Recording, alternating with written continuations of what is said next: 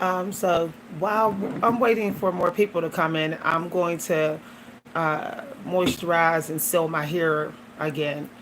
Just do some sealing. So I said something the other day in a disagreement with my family members that made me realize I had found out something about making yourself a top priority.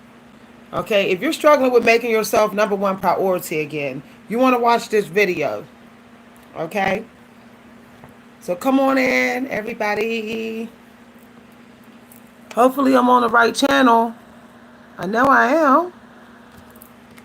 Okay, I just want to cover the rules real quick though.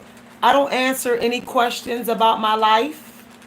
And if someone posts a comment that sounds like they're doing a reading on me, I will be blocking them immediately and they will not be able to speak again on this channel. So if you're into spying on people through your cards, you better not speak in the comments. I'm covering the rules. I don't answer any questions about my personal life.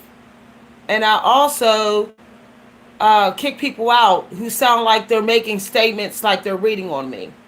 Okay, like I had somebody say the other day, um, yeah, this and this and that, and I could tell it was a reading. So I kicked them off the channel.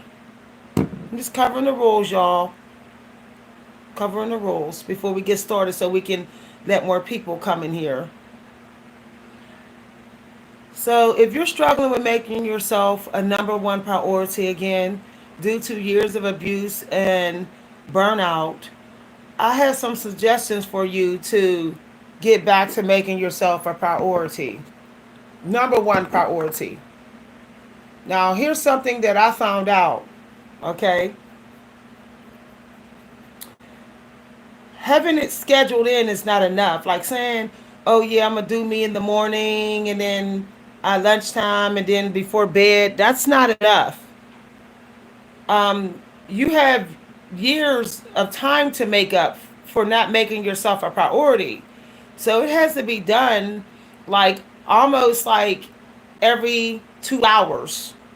You have to bring the attention to you. Okay? So you cannot be on the schedule that everyone else is on for self-care. You can't be like breakfast, lunch, and dinner, I do self-care. That's not going to work for you. I tried it.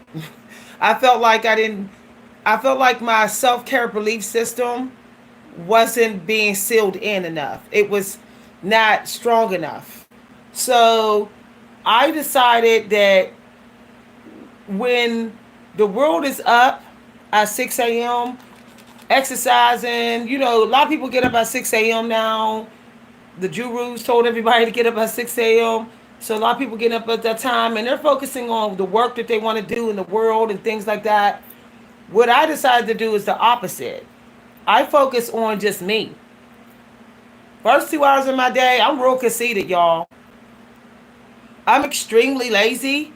I don't do nothing for nobody. I just literally will sit in my mind for like an hour straight.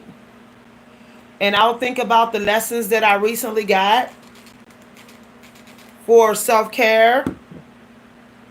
And then I will literally like tell a family member, like, don't talk to me because you don't care about my self-care. I first thing I clear out in my morning hours is anything that don't care about my mental health. I get rid of that. It's like all about me. And it took me years to get back to that energy. I noticed that since I got back to that energy, I'm not struggling to get my weight down. My belly weight going down without trying. I'm not even thinking about it. I'm looking at the scale and I'm seeing the numbers go down. Sometimes I just step on the scale and I'm noticing the numbers is down. But self-love has to be deposited through your day if you've been abused. So you're better off becoming conceited and let people think you're conceited. Let the people in your life think you conceited. Then they won't be so quick to tear you down. Most people be like, "Ooh, I don't deal with you because you conceited," and that's exactly the people you need to get rid of. That mean they should have been went. Cause they obviously want you. They obviously want you in some sort of humble energy so they can feel less insecure and less intimidated. That's what it is. Okay? You don't owe anyone a certain level of self-care. You don't.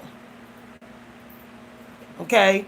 One thing I found out is that if you don't show signs that you're trying to take better care of yourself, strangers won't respect you. Okay? They're just not going to respect you. You have to look like you're putting in some effort. And if you've been abused so long, then it's not looking like it. You're gonna have to do a lot more maintenance on yourself.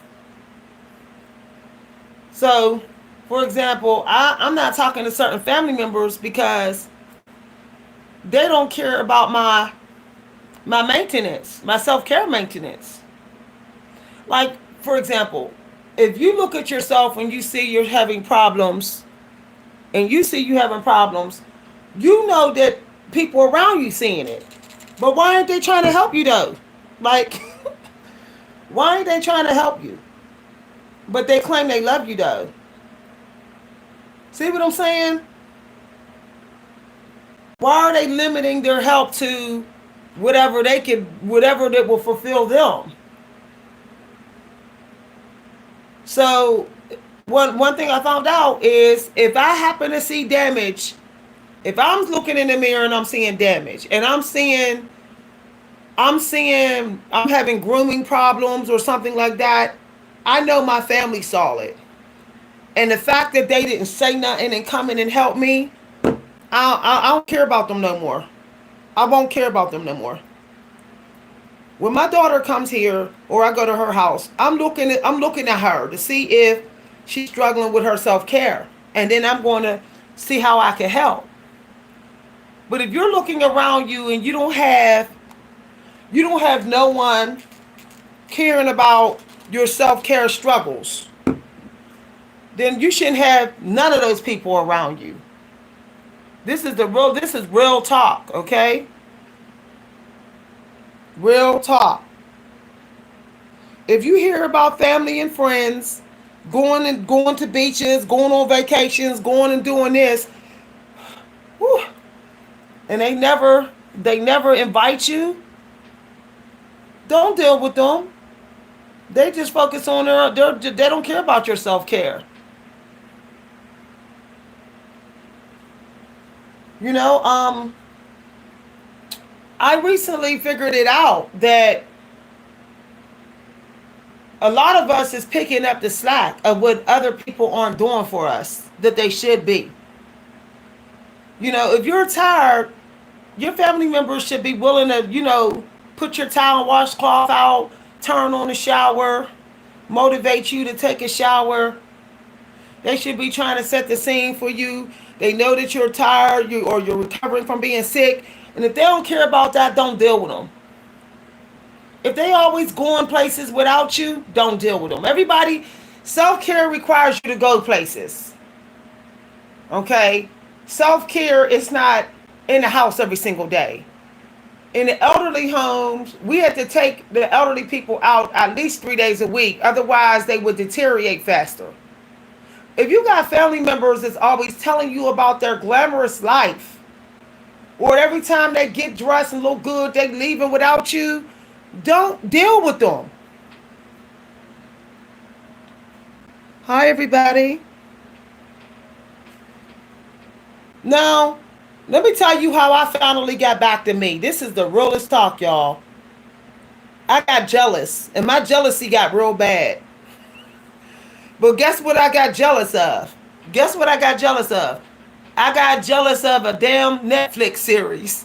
If that makes any sense. I got jealous of a Netflix series. And when I felt the jealousy, I realized I was able to see just how much I wasn't loved, how much I didn't love me, how neglectful I had been with myself. And I had a huge wake up call. You know it's bad when you start getting jealous of a Netflix series. I'm watching the series Gilded Age. Watch that series, ladies. When you watch enough of those episodes, you will change your life. You will get right back to self-care. um, I was watching the Gilded Age. I'm watching that episode and I'm learning from the episode. And when I'm learning about those episodes on Netflix, The Gilded Age, is how those women really was loving themselves like they had all the time in the world to do it. They were walking so slow. They were just standing around talking. I mean, I'm just serious. Like, they were shopping every day. Do y'all know shopping every day is self-care? I know that's crazy. I know because we've been told, no, you have shopping addiction. You're having spending addiction. You know, you're wasting your time. No, I'm telling you no lie. Shopping every day will literally raise your vibration. It will literally make you more abundant because you're surrounded by abundant energy all around you in those stores. In some cultures, they shop every single day. Like in Africa, they walk to the fish market every single day. My friend, as he says, his parents walk to the store, walk to the fishermen every single day. Okay? And he says his parents look good. We was not meant to do all our self-care indoors. We was meant to know what our options are for self-care. When you sit indoors, you're only surrounded by the stuff you got. And then you think there's no way there's no way you can get anything better. See what I'm saying? But when you actually go shopping, you're seeing that, wow, I have all these options. Look at all this on clearance. Like, you really see that you don't have to be a mess. You don't have to look bad. You don't have to look bad at all. When you go shopping, even for the medical stuff online, you'll find like all these opportunities to get your teeth fixed or there's discounts, there's programs. We're supposed to be in that energy. That'll keep us from being in other people's business, from seeing all these people online and them faking their lifestyle. Look, y'all, half the people in the world is faking it. They're hiding their suffering. When you really realize this, when you realize that everybody got dark in their light, there's no one living in just happy, like happy troll world. There's no one just in that energy all day, every day, or every season of their life. When you really realize this, then you will find it easier to take care of yourself, because you will say, well, how come they can take care of themselves and their life is they have problems? Just think about it. You have a neighbor that might have a wife cheating on them or cheated on them. They in there upset about being cheated on, but they still stepping out looking good. They still taking care of themselves. That right there should make you feel like crap. And you need to feel like crap. You need to feel like crap about your crappiness.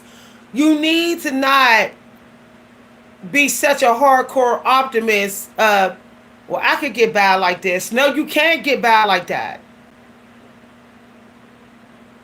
You don't deserve to stay average, below average in your season.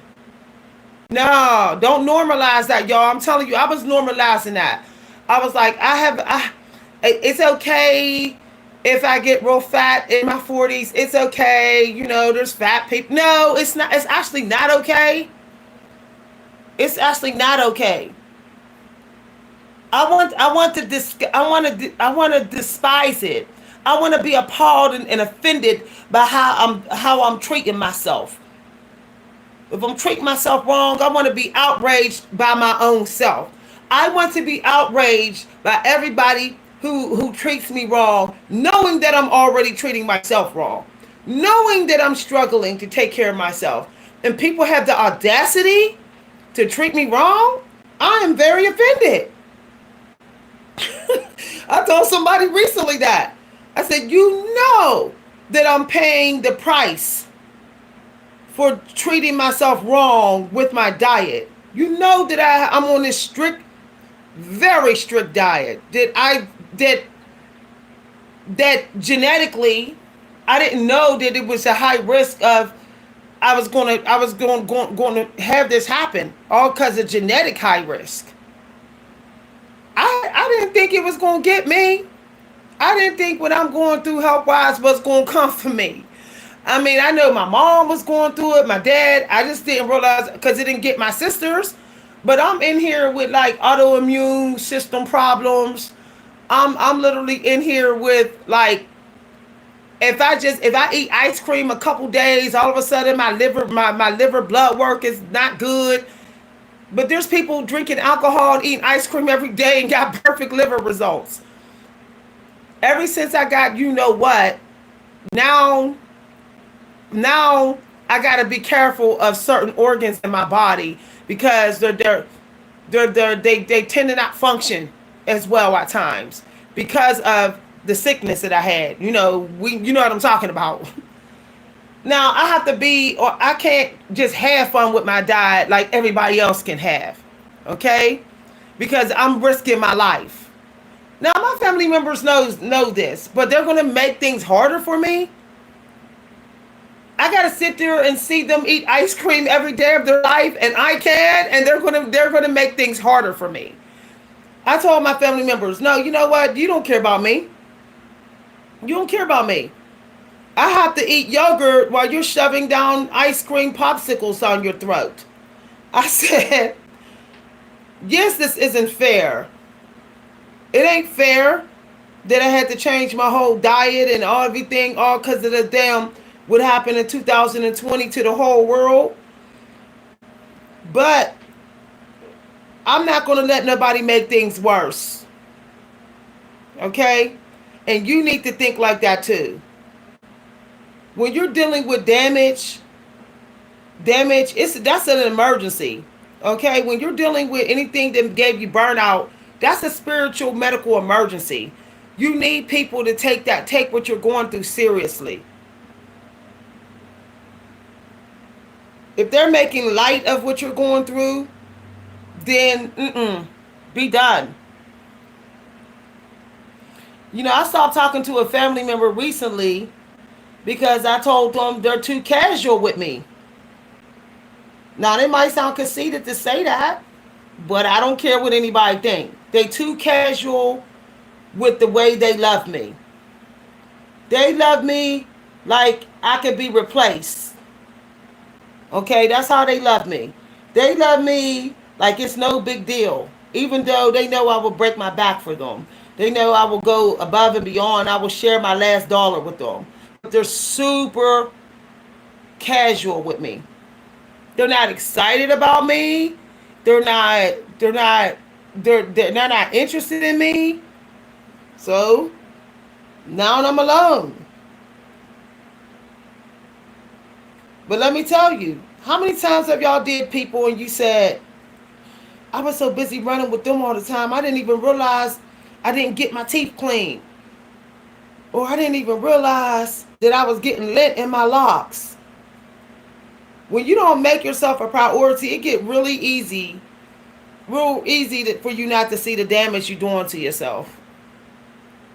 Because guess what? Something has to be priority.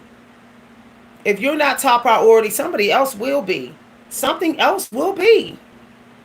Your mind doesn't like with so much dormant time of not celebrate. Your mind will always look for something to celebrate. And if it's constantly never made to celebrate you, it's going to celebrate somebody else or something else.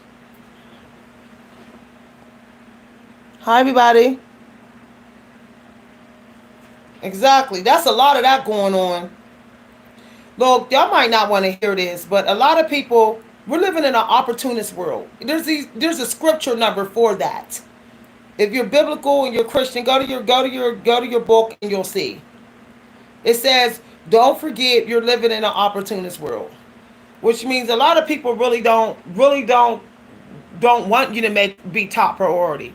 They want you to be messy and thirsty so that they can just harvest you and move on, and you be no competition. A lot of people will look right at you and or see your situation and have the answers and the help, and will say nothing, all because they don't want you to be competition. I know so many people that were getting cars all around me, knowing I was trying to get a car. They never told me how they got their car. They never told me what I needed, what I could do to get a car.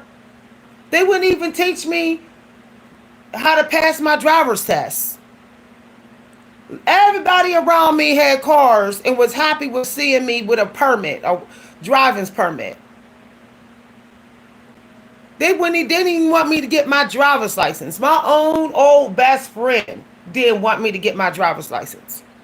But if you ask her right now, she'll tell everybody she was the bestest friend in the world.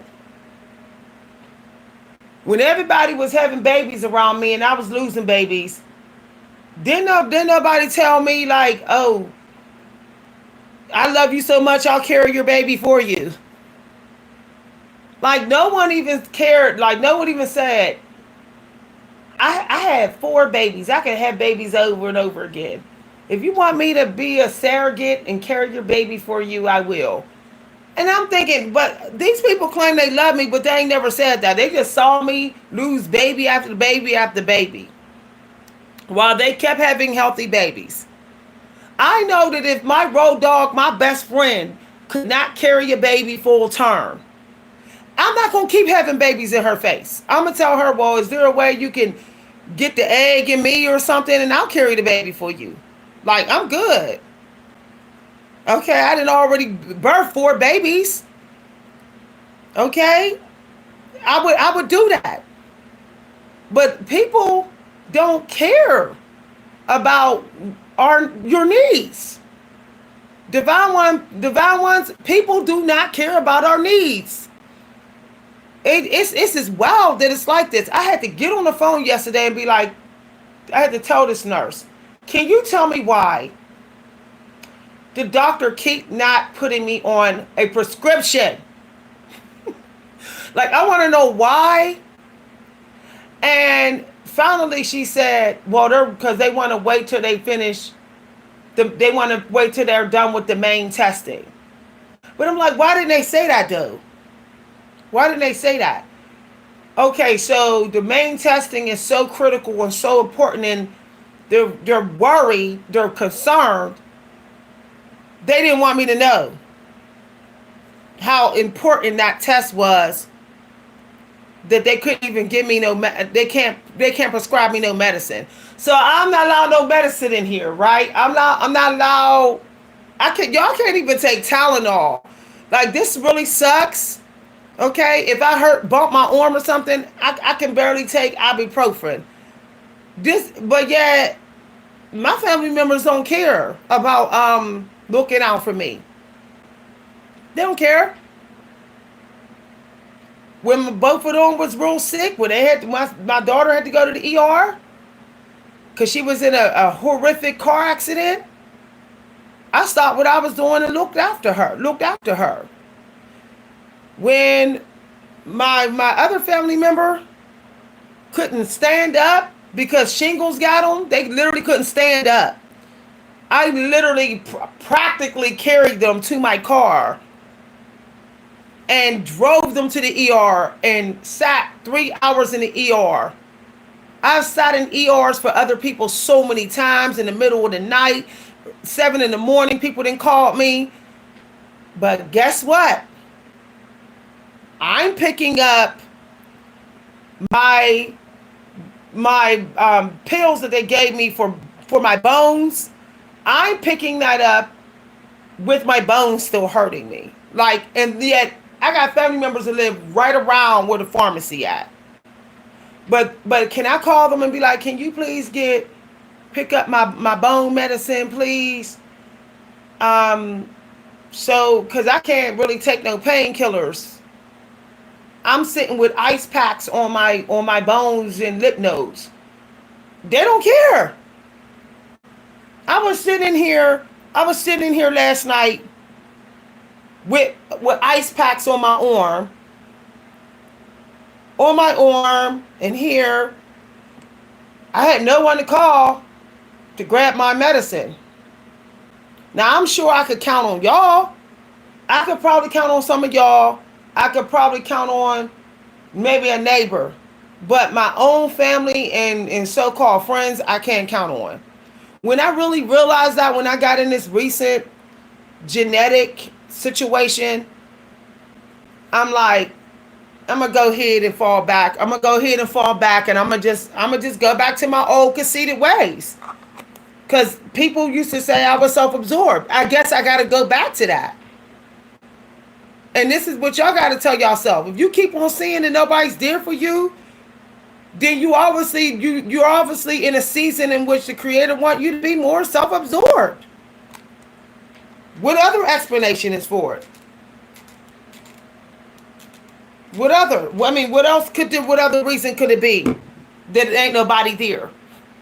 The Creator might got you in a season to learn how to fend for yourself. So, okay, I guess that's what this is. Fending for myself. And I'm not apologizing for it no more.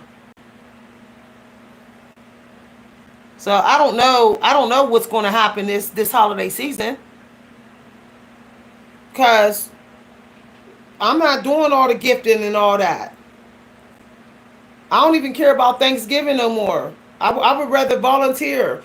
Let me tell you, volunteering is self-care. When you volunteer for charity, you don't have to worry about you don't have to wonder if you're doing stuff for people who did you wrong. See what I'm saying? You can go ahead and get that positive feeling about yourself and don't regret it. If you go out on these streets and give a homeless person a hamburger, you're not going to regret it. You're not going to wonder what the homeless person is doing behind your back. You don't have to worry about none of that. Now, this step, hold on, y'all. This step is one of the most important steps that I recently decided to do. And it was hard for me because that means I'm going to be throwing away stuff for weeks. Get rid of anything that doesn't bring you joy. It just doesn't matter what it is, y'all. If it doesn't make you bright and shiny and confident, it just has to go. That's it. Doesn't matter who or what it is. And you have to be kind of ruthless with it. I started doing that with my wardrobe, and I noticed that I'm pretty much down to a duffel bag. All the rest of the stuff brings me no joy. I got about 4 bags of clothes that brings me no joy. That just shocked me. Now, if you got this situation going on, you definitely have been putting your energy into something and someone so long more than yourself. Because when your purging skills ain't that good, that means you ain't really make yourself a priority. Okay? So, for me, I decided one of my first steps is that every week I have to go shopping for myself. That's a big one for me because I'm always thinking about what somebody else need, what we need here. I decided that 3 times a week, I'm not bringing nothing for nobody. Even if I'm thinking like, oh, she could use this, I'm just not. I'm in a season in which I need care. So I can't risk any of my self-care. I can't even risk a little bit of my self-care belief system being decreased by being a micro people pleaser. You know there's a such thing as a micro people pleaser? It's like you're not people pleasing every day, but you got to stand in date where you're a people pleaser. I was a passive micro people pleaser.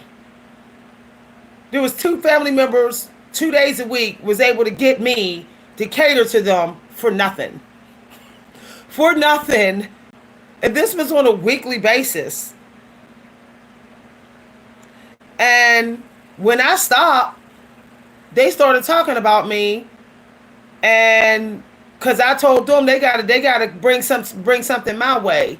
And when I said that, they tried to kick me out the family money. So that just told me right there. That told me right there. Only reason why I was even accepted is because I was the weekly mule. Soon as I fell back and said it's my turn to be catered to, nobody wanted nothing to do with me. This was around the time that my mother died.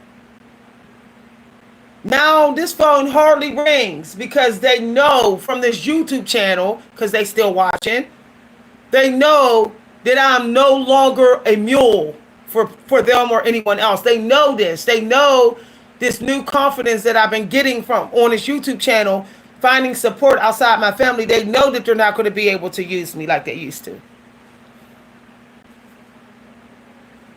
Do you know that self-worth is something that is built like building a kingdom? It's built by a piece of a brick, of a brick, of a brick, of a brick. And it is a super major investment that you have to protect. And it's not easy. It's always under attack. It's always being tested.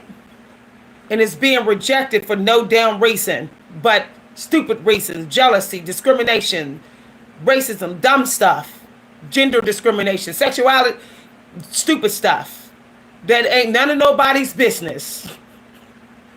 But still, if that rejection is there.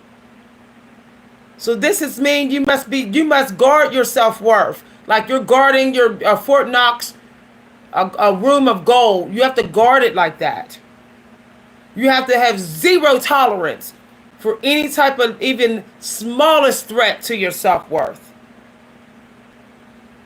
When you have zero tolerance, that's when you're really teaching people how to treat you.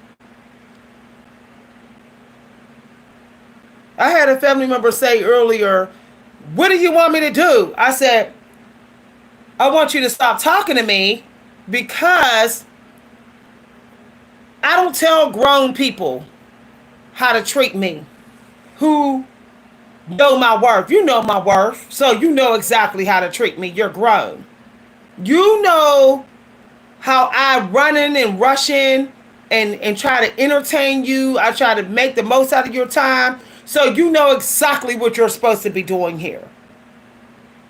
I said, "Don't tell me," I told my family member, "Don't tell me that you don't know, because that's you trying to play dumb and not have accountability. So guess what? If you're going to actually try to convince me that you don't know, then you need to go out there and find out on your own. If you think you got to know me, if you got to know me and you know what I bring, then you should be able to figure out what you got to do for me, what you got to do here. Regardless of my age, regardless of my race or sexuality, you know me. So that means you know what you have to bring to me." And they didn't expect that wise comeback. And I said, "Now, goodbye. Goodbye." And they said something under their breath. I said, "You can shove that up your A on the way out." Because I really don't care. And I've gotten to this point where I don't care about losing people. I am so done. And I hope y'all get to this point. I am so done with having so many memories of I'm just on a mule, just catering and running for everybody. I need other memories than that. I need some memories where I can see people running for me. I can see people stopping over and saying, "I got you this. I was thinking about you." I need memories like that. I don't have any. I don't have any memories of people just It's calling and saying, I'm on my way there. I brought cherry pie. I know that's your favorite pie, Miss V. So I brought you a piece of cherry pie. I don't have no memories like that. But everybody around me have memories of me like that. Even some of my neighbors have memories of me. Just knocking on their door and say, I bought you a bunch of groceries, the things you like. I was thinking about you. They don't knock on this door. They don't knock on this door.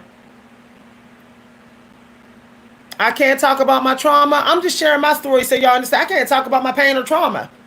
But I have to sit back and hear everybody talk about theirs. I'm tired of that too. I have to go to a counselor to talk about my pain while everybody else can put their head on my shoulder and cry. And so I don't apologize for being bitter sometime and hard. That's another thing.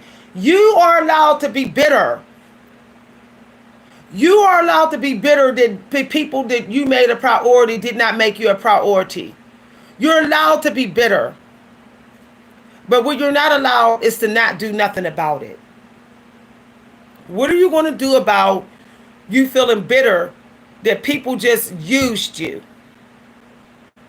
Every divine one got a story of being used up and been made to feel like if they don't be used, then they're the wrong one. What are you going to do about it? If you can't get the help outside of you, how are you going to give it to yourself somehow? You just can't let the trauma and the damage just sit there. You just can't let it stay that way.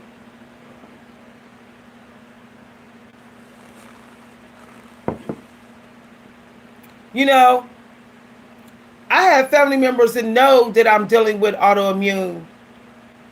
Like my mother had an autoimmune, and I think family members up the tree. And they know sometimes parts of my belly, my body swells up, and I can't move that part, or it's real painful to move that part. And I was saying, yeah, my wrist is swollen, this is swollen, I can't really, this is my dominant hand, it's hard for me to shave. They didn't offer to shave me. I said, I will pay you. I said, I will pay you if you shave and you help me do my feet. Because I can't bend over like that with the swelling like that over and over and over again like that. And I can't really take a lot of the medication I can't take that everybody's taking. They didn't care. I was like, okay, I guess they don't want the money either. When I realized they wouldn't even let me pay them, I realized that them not helping me is personal. They want me to suffer. I mean, why would you turn down money? Like, you say you're struggling, this economy is trash. Oh, because you want me to suffer. That's what I told my family members. I said, y'all want me to suffer. Because I offer to do stuff for y'all in exchange. I offer to pay. So this is some personal attack on me.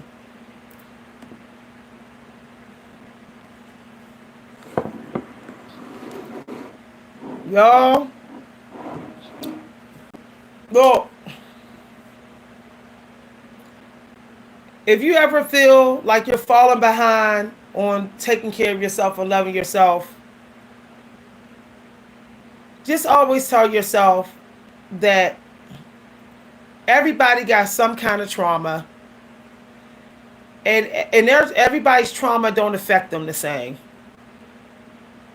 Some people deal with trauma and go broke.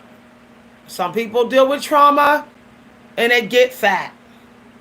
Some people deal with trauma and they literally become anorexic or a drug addict. Some people deal with trauma and they become violent and disrespectful to anybody and everybody. I know somebody like that.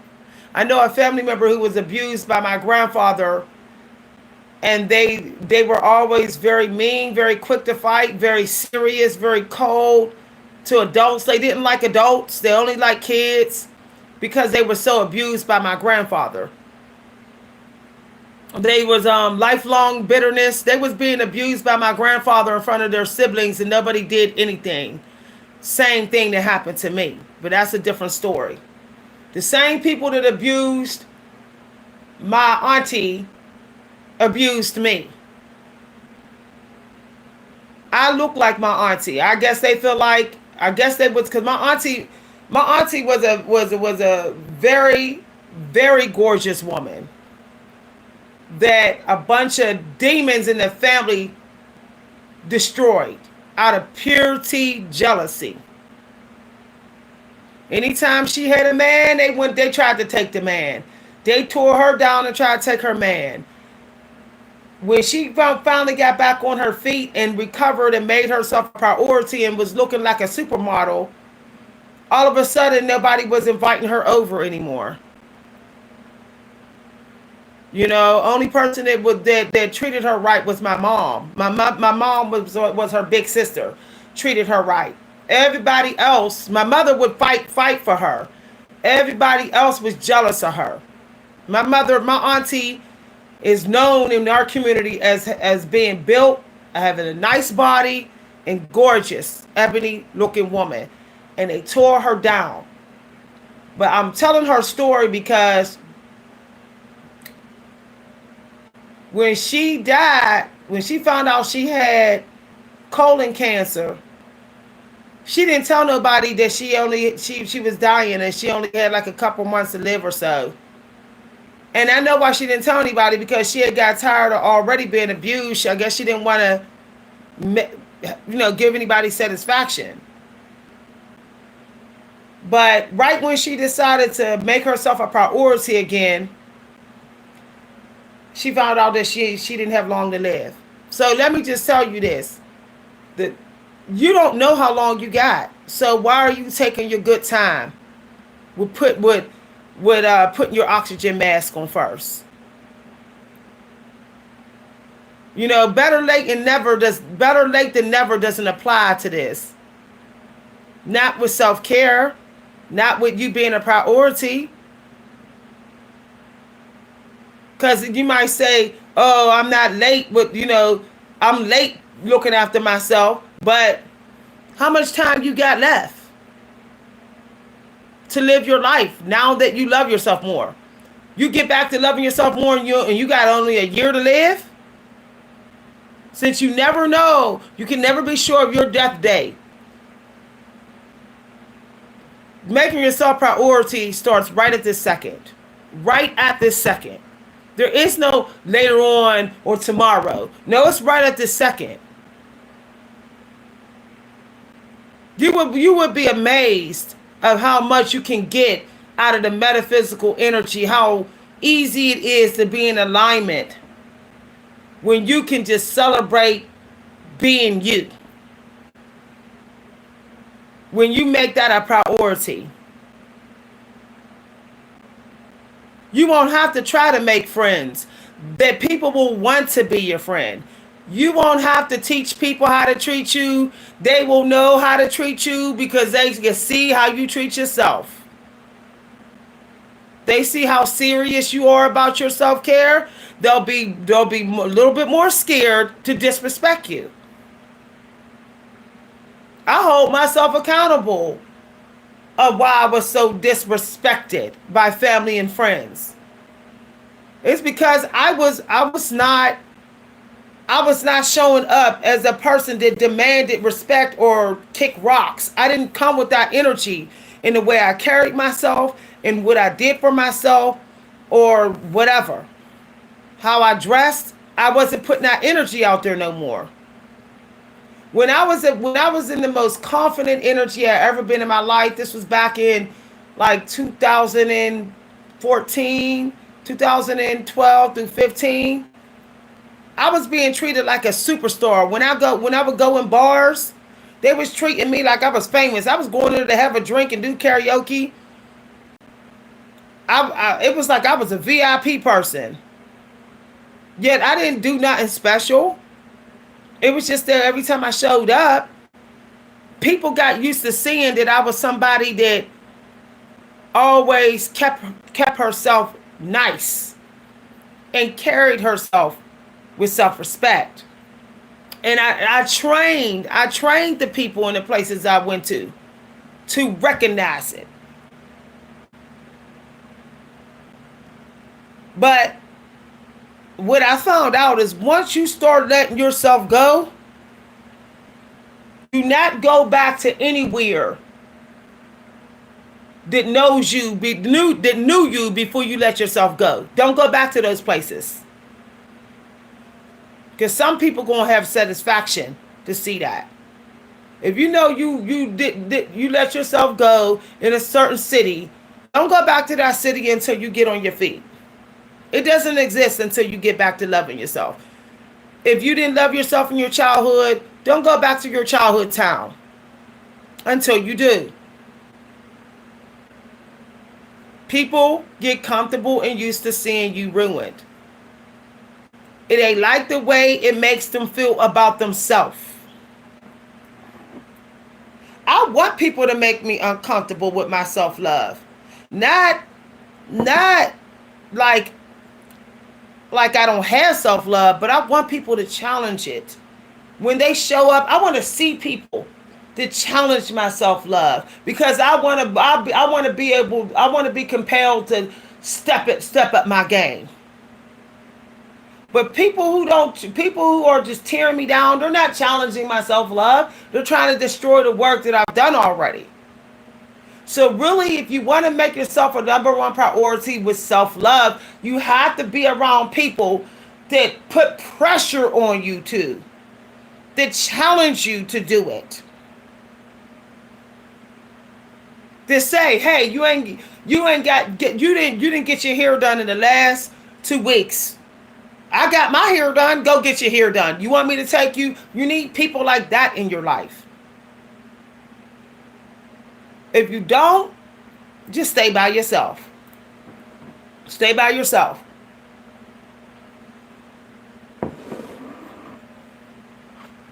Because for real, when I hang out with people, I want everybody to look their best and feel their best. And I'm going to work hard to make sure everybody do. And if they ain't in that energy too, then there's no reason for us to hang. You know, I have old friends. They went through things, and that's the only reason why we're not talking. We didn't fall out, but they were going through stuff, and they moved. I had this one friend that every time they would show up to hang out with karaoke, they would always ask me what I thought about their outfit. Like, did I think they looked nice in it? You know what I think about their presentation? And I thought, like, you know what? That's a sign of a friendship growing, because they want to make sure that they're looking good, that they're not looking bad. The fact that it mattered to me, it mattered to them, that meant a lot to me. And I would take their feedback. I would be like, what you think about these Calvin Kleins I'm wearing? I got on clearance. They went, I think that, you know, the shape of the shoe. Okay. All right. Well, the next shoe I get, it'll be more rounder or something. The point that I'm saying is that you need people who want you to do better, or you just need yourself and your silence and your gifts. That's it. If you get that one person that wants you to be better, wants you to have the best in life, then you're hit at a lot of people out here. Hi, everybody. Somebody said top queen. Your caption is 100. Oh, thank you. Yeah. Softening the trauma. That's the goal. You're probably never going to get rid of that trauma. Unless you can dig out your chakras, you're never going to get every tiny little bit of damage away. This your trauma, but you can soften it. And every time you see that you're having progress with self-love, the trauma gets softened. So, like for me, what I've decided to do is, when it comes to my hair, every month let somebody else do it. I know that's old fashioned because people say that's a waste of money. It's never a waste of money to take care of myself. It's never a waste of money. It's not a waste of money to go to the hair salon and get a $10 deep shampoo and $5 deep conditioner. Massage. That's not a waste of money.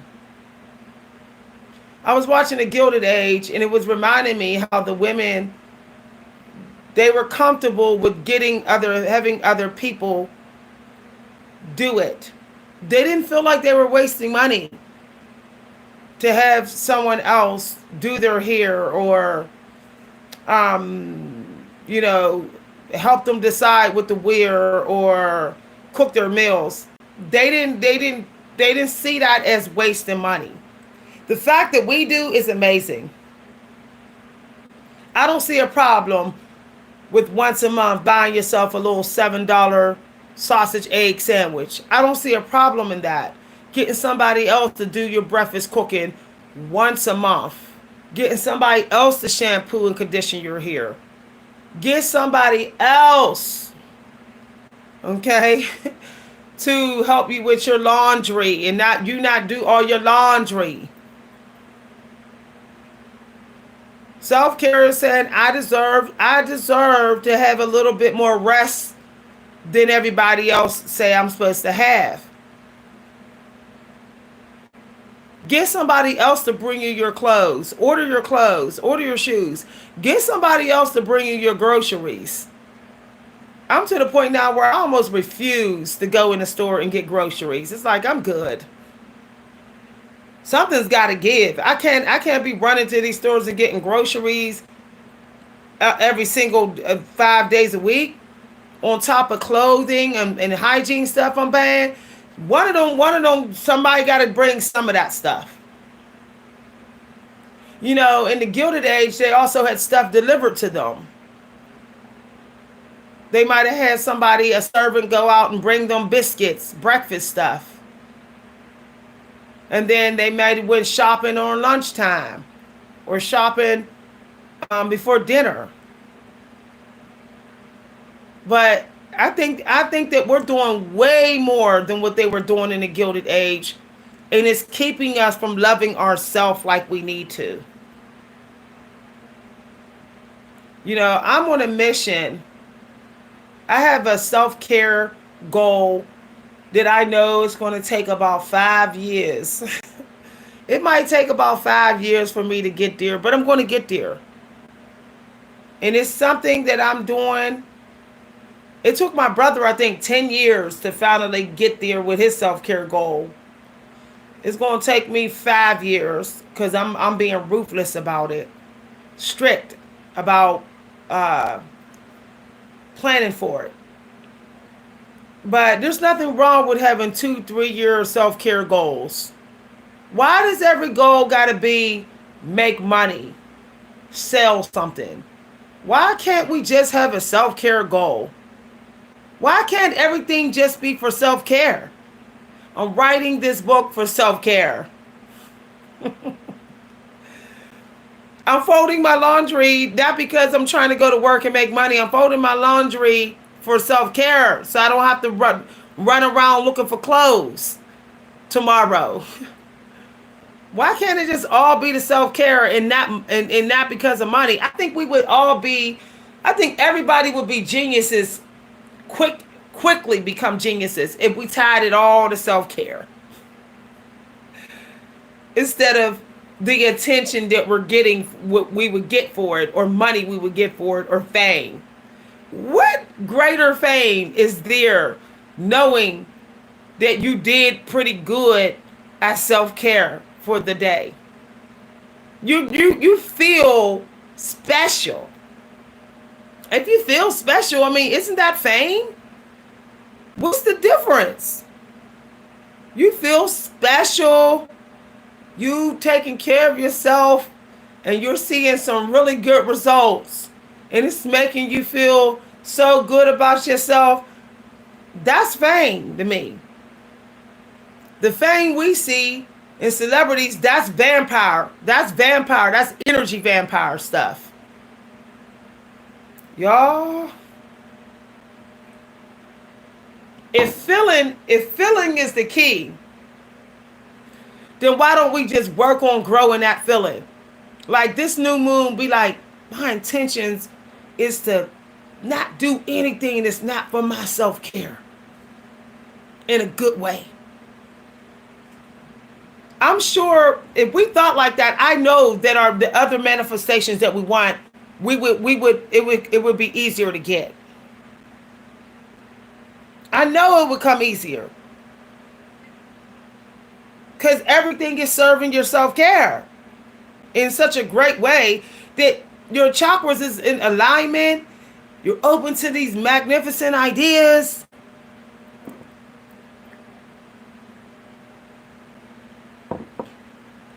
For example, y'all, when I went outside today, I said, I'm not out here to lose weight. I'm out here because it feels good. My self-care, it feels good. Feels good to be out here. So I just walked. I really didn't even care how long I walked. I really didn't care how fast I walked. I was walking so slow, it was ridiculously slow. You know, people who succeed is the people who really who think they don't have to care about the time. They just doing it because it feels good. I think we got to get back to that. And it felt so good today to just go outside because it felt good. Not because I was trying to walk, get 2 miles in, 4 miles, 5 miles. I really didn't care. I know how much I'm going to eat. If you know that you're not eating in a high calorie intake, why do you even care about how many miles you're walking? See, that's what I'm saying. Like, if you don't accept so much, then there's not much you have to do. That is deep, right? If you're not going to accept a lesson that makes you two-strand twist your hair perfectly in perfect parts, then there's not much you have to do with your hair. We don't need perfection. We don't need things tamed. What we need is just what would make us happy. What we love and what we like. That's it.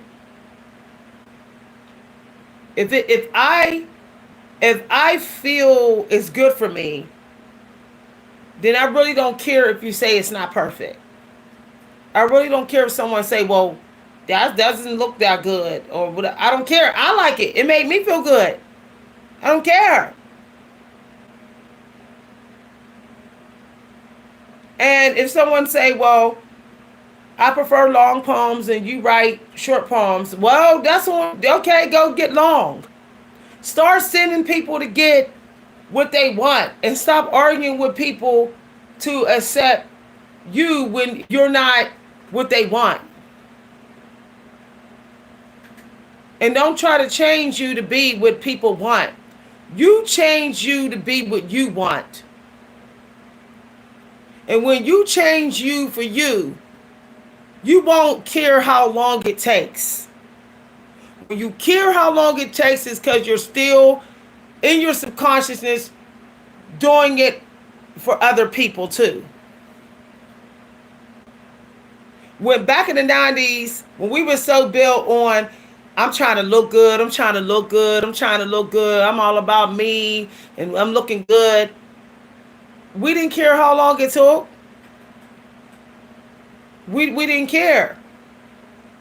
We wasn't thinking, oh, this is going to take 4 hours, and I'm not going to be able to see that guy tonight because I'm run late. We didn't care. We just made the date next week. I really hope that people get in that energy. Like, I'm such a high priority that I don't care if it takes all day just to do something for you. I really don't care. I was in here like I gotta do more YouTube videos. I gotta do all the housework. It has to be done at this time. Now I'm like, no, I don't think so. I'll do my dusting when I do the dusting. At the end of the day, if I feel like it. It'll get done today when I feel like it. When I feel like doing it.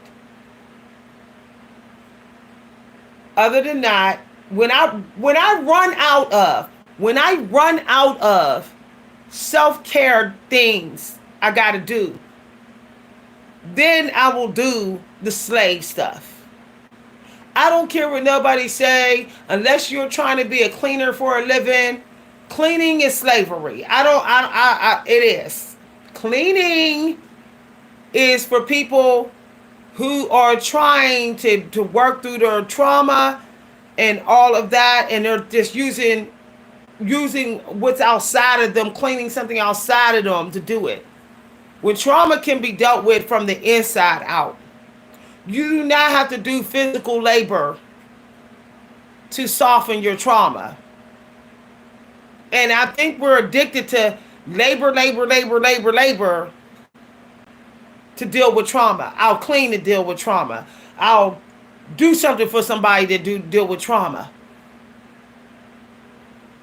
Like, it's like work. I'll work to deal with trauma. Nah, I'm good. If it feels like work, then I really don't feel that it's helping my trauma all the way to the core. It's not. And if cleaning feels like work to you, you don't apologize for that. Like, we're living in a world now where people are like, oh, cleaning is what everybody should enjoy. Everybody should normalize cleaning. Yet our ancestors had certain people that cleaned. There was the cooks, there was the cleaners, there was the seamstress, there was the hunters, there was the builders, there was the nurses of the babies, there was the cooks. I'm just saying, the fighters, the protectors. But now it's like people want us to be every single thing, as much as we are at every single thing. And it's getting extremely toxic. When I was watching The Gilded Age, I noticed that they were like, there's only certain things that they were doing a lot of. You know the traffic that comes through your home. You know how people treat your home. So you know how much cleaning needs to be done. And you know how much cleaning you can do according to your home and your finances. I can't rebuild this home because I don't want to put money in it because I'm not taking over this home. I don't want to own this home. As a matter of fact, when the person died, I'm not taking this home. The point that I'm making with this is stay away from things that make you feel like it's work. Just stay away from it, because you're going to suffer with self-care. My relationship started to feel like a full-time job, around-the-clock job that I just threw in and was like, I quit. The person's not sharing the load with me. It's feeling like work now. And I think this is becoming a major problem in the African American community, glamorizing working all because they're their own boss now. They were able to quit their job.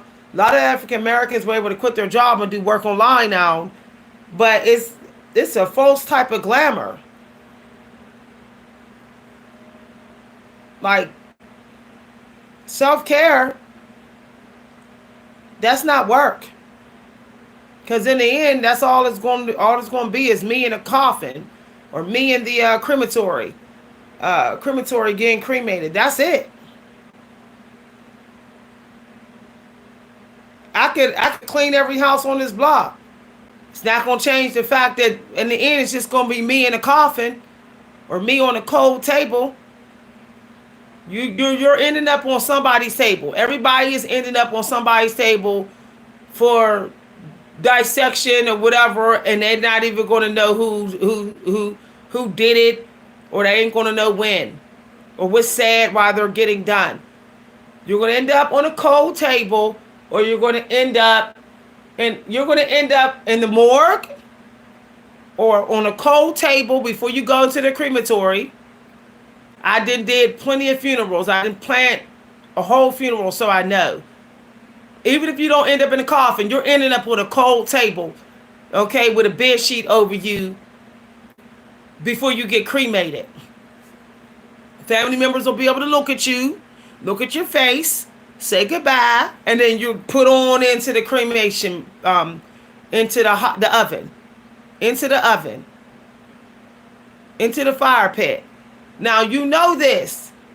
So what is more important than you? Like, what could possibly be more important than you? Or even as important to you? Only thing that's as important to you is that which loves you. That who want you to have a wonderful life. Because it knows you're going on the cold table and in the oven or in the ground. People that treat you like you're not going to die is disrespectful. I'll tell it what it is. People who treat you like they're never going to lose you, yes, someday they are. You're either going to lose them or they're going to lose you. In one way or another. But they treat you like it's never going to happen. That day's never going to come. Well, you may need to make that day come now. Leave and let you be dead to them.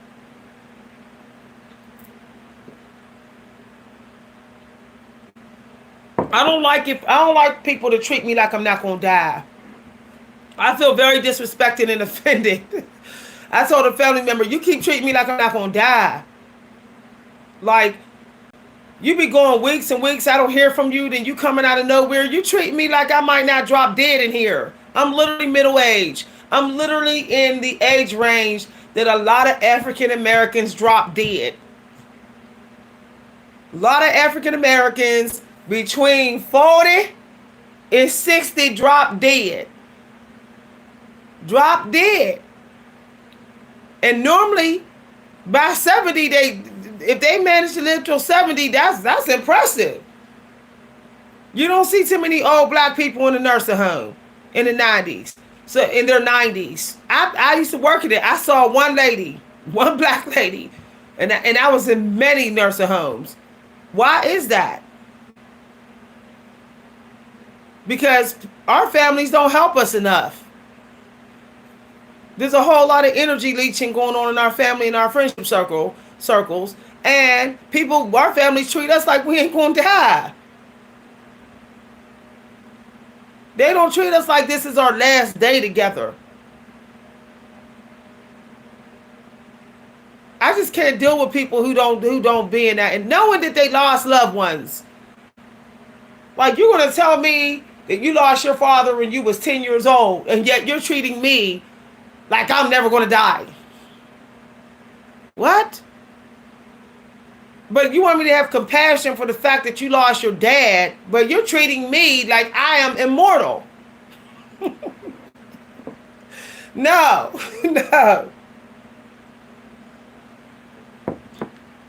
You want to be with people that sink into the love. I'm going to go ahead and deep dive into this moment I'm having with you. When we're doing self-care for each other, I want to just milk that moment. You want to be with people like that. When you're not, I'm telling you no lie, those are people who are only going to act like they loved you in that way tremendously because you're dead and they can get your stuff. I know people in my family that did that when my mom died. All of a sudden, they needed their back rubbed. They needed soothed. They were standing in front of my mom's coffin, bent over like it was the end of the world. Like it was so hard. Yet I'm thinking, I can remember them barely visiting my mom. Like uncles coming out of nowhere. Like, okay, you knew my mom needed to get to her doctor's appointment. You knew that she needed a bingo partner. How come you didn't go? I know you didn't go because I was the one that was doing it. But you're going to sit here all broken down at somebody's funeral? I just walked right by them. You know what I did at my mom's funeral? I treated it like it was a business. I treated everybody in that circle that was acting like it was the end of the world when my mom died. I treated them like they were distant friends and not even family. I said, here, everybody get an obituary. Here you go. I didn't pat nobody on the back. I didn't say, we'll get through this together. I didn't say none of that. I just was like, where was y'all at? Where the hell was y'all at? Y'all didn't care about my mother's self-care. You knew that she could barely walk. You knew that she couldn't get up and down those steps to do her shopping. And y'all drove past her house every day with y'all fancy cars, didn't drop off no groceries, nothing. But knew how she took care of all y'all when y'all was growing up. But y'all gonna sit up here and cry, oh, I'm so sad. I got memories of her taking care of me. Why don't you got memories of you taking care of her? You know what be cracking me up at people's funerals? Is people always want to act sad about memories of somebody taking care of them. He used to take care of me. He used to cook for me. I'm like, you sound like a narcissist. Why don't you have memories of y'all having a good time together? What about those memories? You're just crying about somebody doing stuff for you who died. You're just mad that your opportunity is no longer available. You're sad. You're sad that your opportunity is no longer available. I wanted to tell all of them that at my mom's funeral. Y'all are all sad because your opportunity is no longer available. The person that was doing all your taxes and everything for free is dead. The person that was letting you cry on their shoulder and counseling you when you had a drug addiction and you just got out of jail on drugs, they're dead. The person that was cooking you dinner several times a week for free, she did. The person that was sitting up there bailing you out of jail, coming to get you and picking you up out of jail when you committed crimes and getting attorneys for you for your court hearings, she's dead. That's why y'all are sad about my mama. That's why. I want to tell my cousin, you only sad because she bailed you out of jail. She came and got you out that jail cell. That's why you're sad. But you never was there for her. And I know you wasn't because I was the one doing it all. Y'all. I'm sad about my mother because I have memories of us doing things together. I have memories of us shopping for the same bra size. Us testing perfumes in stores. Trying on clothes. Us going to bingo. Us going shopping together. Grocery shopping together. Us watching American Idol and The Voice. And funny stories and funny videos at her house. And us looking at stuff on QVC and saying, oh, we should order that. I have memories of us doing stuff together. Not of her catering to me. I'm telling y'all these stories because y'all need to start thinking about what kind of memories y'all have with people. If you're letting go, some of y'all are letting go, the last of the let go energy because of the new moon. What kind of memories do you have with these people? What kind? Like, that's the realest talk. I finally was able to step back from my daughter when I realized over the last 5 years, I don't have those kind of memories. She didn't make those memories with me. The memory she got of me is me running to the rescue. That's the memories I got and she got of me running to pay her bill or running to pick her up from her car accidents or running to give her groceries because they cut her hours at work. You know, giving her a loan or running to the ER because she's sick and that she doesn't know what's wrong. Or, you know, running to pick her up because her and her boyfriend had a fight. Those are the memories I got. I don't have any memories really. None. I have one little one for 30 minutes. For the last 5, I'm willing to take off 2 years. For the last 3 years, I have no memories of me and my daughter playing games, going shopping, doing fun things. She is so obsessed with money and obsessed with getting attention from her boyfriend, chasing his energy, that I am just here for when she gets in trouble. And when I accepted that recently, I was like, I'm good. She on the list with everybody else now. Get somebody else to do it because I don't have no other memories with you. When we build memories of entertaining each other in good spirit, then you don't have to get nobody else to do it. I'll rush in to help you. You know, it's just crazy. People want help but don't want to, I don't want to be entertained by you. I had a family member say that. I said, you know what? I would appreciate it if you entertain me sometime because I'm always entertaining you. You know, why don't you entertain who I am sometime? That's what I said to them. They said, I don't need you. I'm not entertaining you. And I don't want you to entertain me. I said, well, fine then. Okay. Oh, fine then. So I shut it all down. I said, I guess nobody get entertainment. And they got tired of that. Oh, I miss our friendship. Oh, okay. You thought the entertainment comes free everywhere. No. It was coming free from me because I knew you before this economy was trash. But you're not getting free entertainment out here no more. Everybody was paid for everything. I told him, I said, so you saw that nobody was rushing in to entertain you. Now you want to come back here? I don't have any entertainment for you. I told him, I said, I'm all dried up now. I'm not interested in making you laugh anymore. I'm not interested in telling you funny stories I know you would think funny. I'm just not interested now. They said, don't say that. We're family. Don't say that. I said, well, I took your advice. You said don't entertain you no more. You don't want to be entertained by me and you don't want to. So I'm entertaining other people now. I'm entertaining people on my YouTube. You said you didn't want to entertain me. You didn't want me to entertain you. That's what I told my family member. You made that loud and clear on a holiday. On a holiday. So now I entertain other people. I'm sorry that you can't find people to entertain. That's not my problem. Maybe you need to work on your personality and people will want you to entertain them.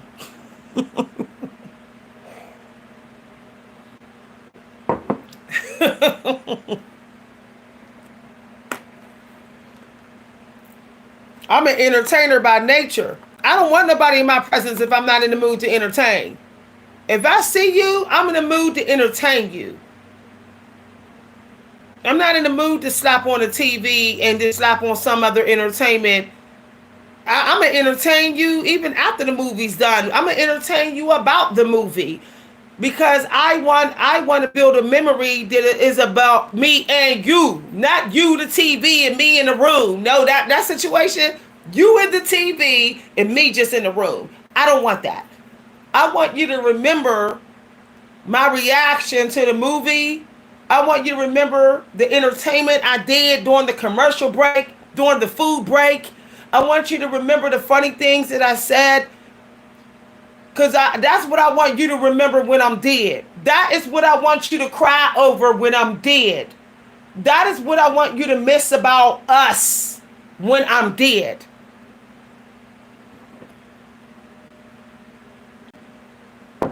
Not about the things, because they're going to sit around and collect dust, or you're going to sell them and you're going to spend the money, or somebody else is going to get the shit before you get it.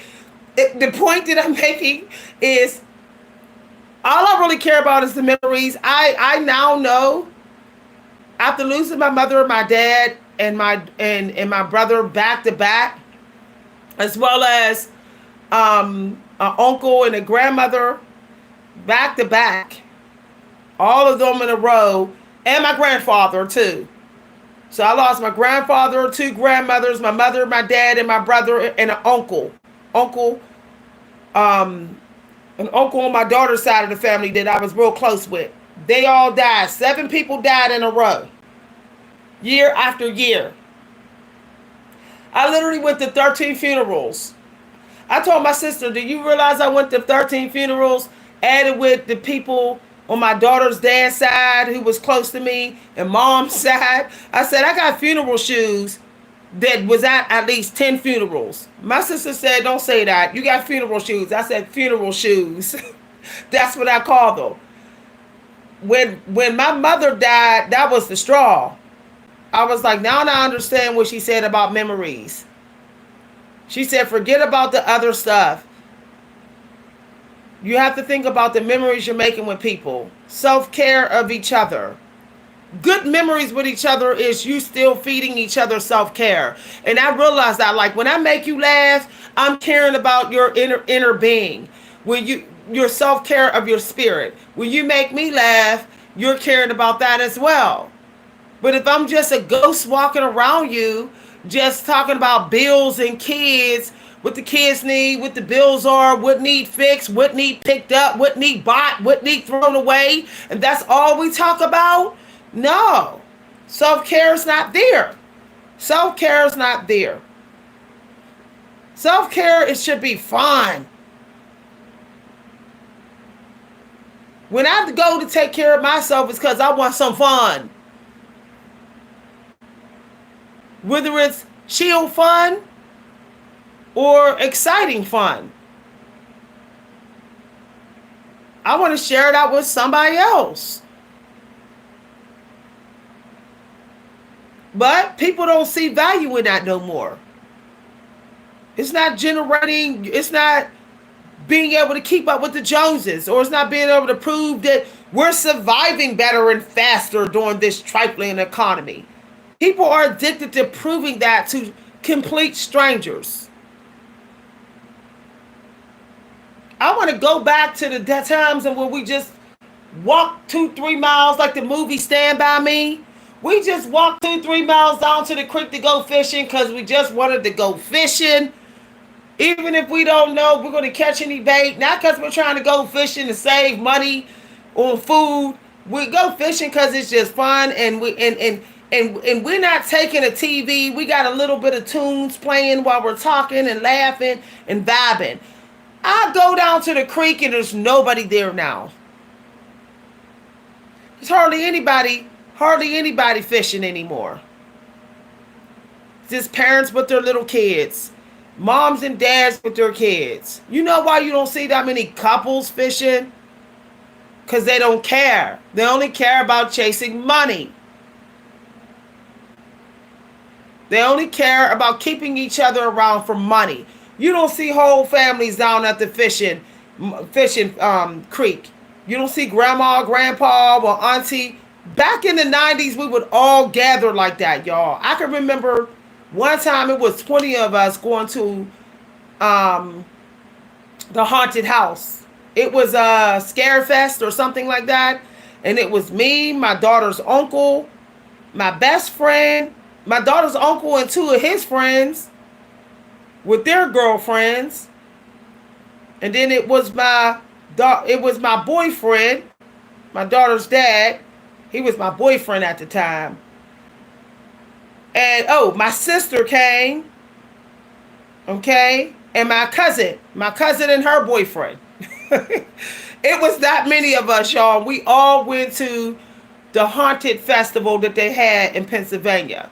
And I can remember us just running through the haunted houses, just walking around, vibing, laughing all through the Halloween festival.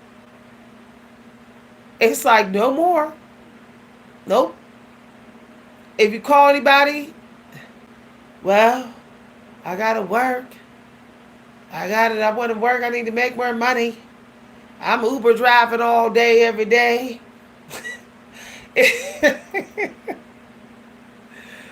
It's like people are scared to even look like they don't have much. People are scared to have to wear the same outfit in the same week. We didn't care about that in the 90s. If we had to wear the same, if we had to wear the outfit on Friday that we wore on Monday, we really didn't care. But now it's like, no, I need to look like I got a perfect life before I even enjoy my life. That is just crazy, y'all.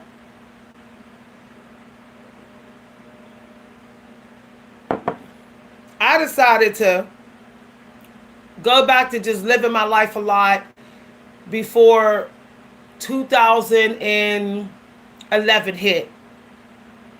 2011, that's when things got real bad. Things started getting real bad with how people were treating each other. It started when Obama became president. There was a lot of bitterness, a lot of battles, a lot of gender wars starting to go down, and just race wars. It started to get ugly. The community started to get very divided. All it took was for one president to look like he's almost black for all the haves to get stirred up. You know, for people to act entitled and privileged, or and African Americans to start acting any kind of way, and white people starting to act any kind of way, triggered and all this other stuff. It just got messy. I just remember that, like, even some of my daughter's family, white friends, they stopped coming around. Some of my daughter's white friends stopped playing with her. They stopped coming over. It was bitterness.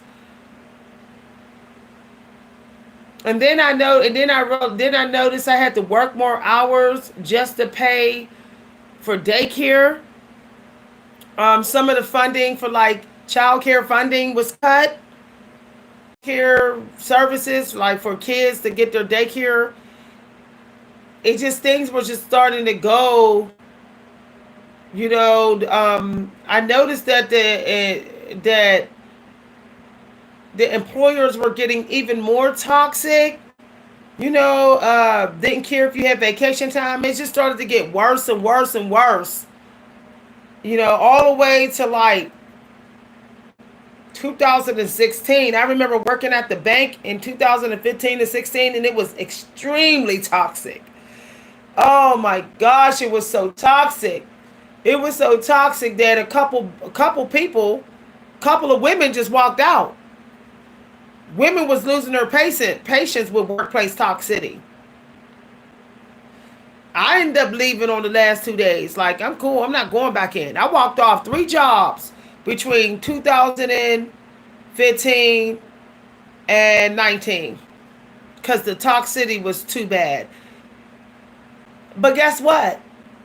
It was the best time of my life. It was the best. I looked my best. My hair was at its longest. I was at my thinnest. I felt like I was living my best life, even though I was walking off of jobs. It was toxic. I was cutting people off that was toxic. Like that. If you are not working a lot, you are so lucky.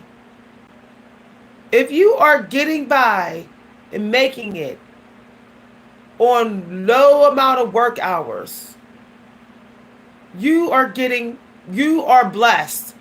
You just have to milk it for all it's worth. You just have to use those extra hours to take care of you better and to master something that you can love as much as you are learning to love yourself. Pick one thing to love that much. Don't have to be nothing else. Just that one thing. And maybe a second thing that can go with it. Maybe a second thing. But make sure they fit together. So it's a package. And then you say, you know what, I really didn't waste my time only working 20 hours a week, because I actually mastered something that now I can monetize if I want to one day. I can make money off of. Do you know that it usually take as 5 years for most people to master something. My mentor told me that. It takes 5 years for you to reach master level. If you practice every day and do your drills every day, almost every day, just like 1 hour a day, in whatever you're trying to master. Within 5 years, you're at a master level. Within 10 years, you're just expert. It's like full blown muscle memory. You're not going to struggle in it at all. It's just a part of who you are at that point. So just think, if you got a YouTube channel that's bringing you maybe $400, $500 a month, and you can somehow survive off that because of your living situation. You know, you might got child support coming through, or you got a roommate paying some of the bills. If you can survive off that for 5 years while you master something, within 5 years, you master that, you can monetize that then. That's another income. But let's say you don't want to wait 5 years to monetize it, to reach master level. When you're at the advanced level, you could do a YouTube celebrating it. Believe it or not, you can make money off still being only advanced in something. The point that I'm making is, it has to be something that you love and tremendously enjoy, like something you do for yourself. So I tremendously enjoy taking care of my skin. I love it. I love it. I love getting to glowy skin phase every day. Like, I just love the way the cold water feel my face every morning. That cool, refreshing water when I wash my face with my acne solution. And how it glows when I put the argan oil and rose oil. I just love it. That means it's something I could probably do every day till I die and monetize as I get advanced in it.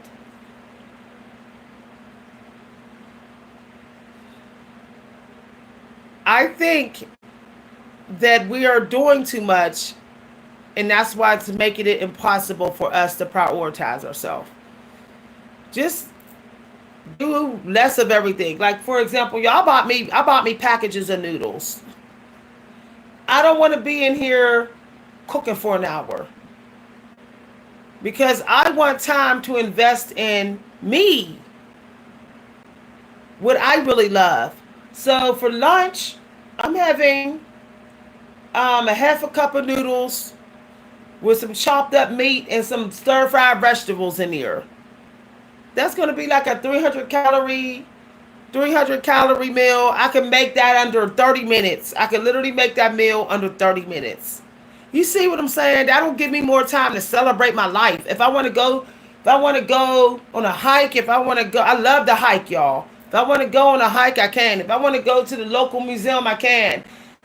Anything that doesn't bring me the most tremendous joy, I'm just not going to be putting my energy in like that. It doesn't bring me overwhelming tremendous joy to cook. It just doesn't. It doesn't. Like cooking for my kid, yeah, but not just cooking up in here. It just don't. You know, you're allowed to be good at something, but still be like, don't give me emotional fulfillment. You know, we're at an age where it's like everything we're good at, we need to become obsessed with. No, we don't. No, I'm good at getting through dishes. I will knock out some dishes in a minute. Good at it. Flipping those dishes and flipping all that. But do I want to become obsessed with doing dishes? No, I don't. So I'm gonna close out, y'all, but I want to share some of my new products that I bought. I bought myself 2 gifts today. Okay, I bought myself some curl defining cream And one thing I found out about curl defining cream for women, the only reason why it's defining is because it has an oil in it that literally sticks to the hair real good. So it causes the texture to come through, to be seen more. So don't be afraid to use defining cream. It's not like you're faking it. All you're doing, basically what it's saying is that it seals real good. It seals in the grooves of your hair. It's thick enough to seal in. See? It's thick enough to seal. See how it's not that loose? It's kind of thick. So I got this. And then I got this leave-in conditioner. My daughter had told me about the castor oil line. I got this because it says hydration on it, and it says soften, detangles, and style.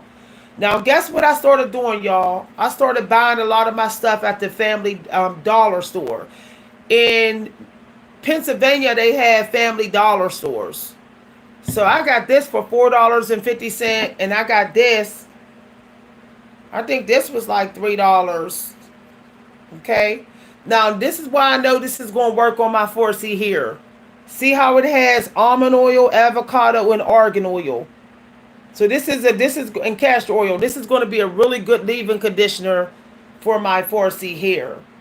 I don't know how long it was sitting on the shelf, but I wish I had saw it sooner. I would have been bought this. So I decided to start using the leave-in conditioners only because it went up to like 90 to 100 degrees. So my hair is having trouble with retaining moisture. So what I'm doing with my 4C here that I'm seeing really good results is I'm actually putting the leave-in conditioner in first. This is what's working on my hair. Then I am putting either a gel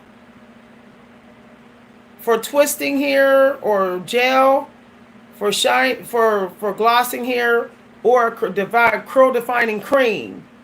And then at the last step, I'm putting my grease on the ends. So I'm going leave-in conditioner, cream, and grease. And it's working. I like this order. I can feel my hair like staying soft. Like when I by the halfway point of the day, my hair feels hydrated. So I went back to using sulfurate conditioner. See this? Conditioner. So I just put it on my ends here. Now what I have in here right now is the cocoa butter. This is cocoa butter leave-in conditioner. Now what I decided to not do is I shampoo my hair as a last resort. I don't want to shampoo my own hair anymore. If I feel like it's product buildup, then I'll just rinse it. I think that the hair care and the growth is really important in the shampoo and conditioner. So it's better to always have somebody who's a licensed stylist to shampoo and condition your hair. I mean, it's a nice little monthly treat. It's only like $15. So, yeah, I don't let my hair go dry.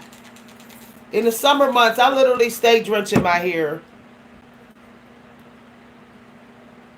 Like at least twice a day I spritz it and I rub the leave-in conditioner down the hair. Because it just dries out so fast.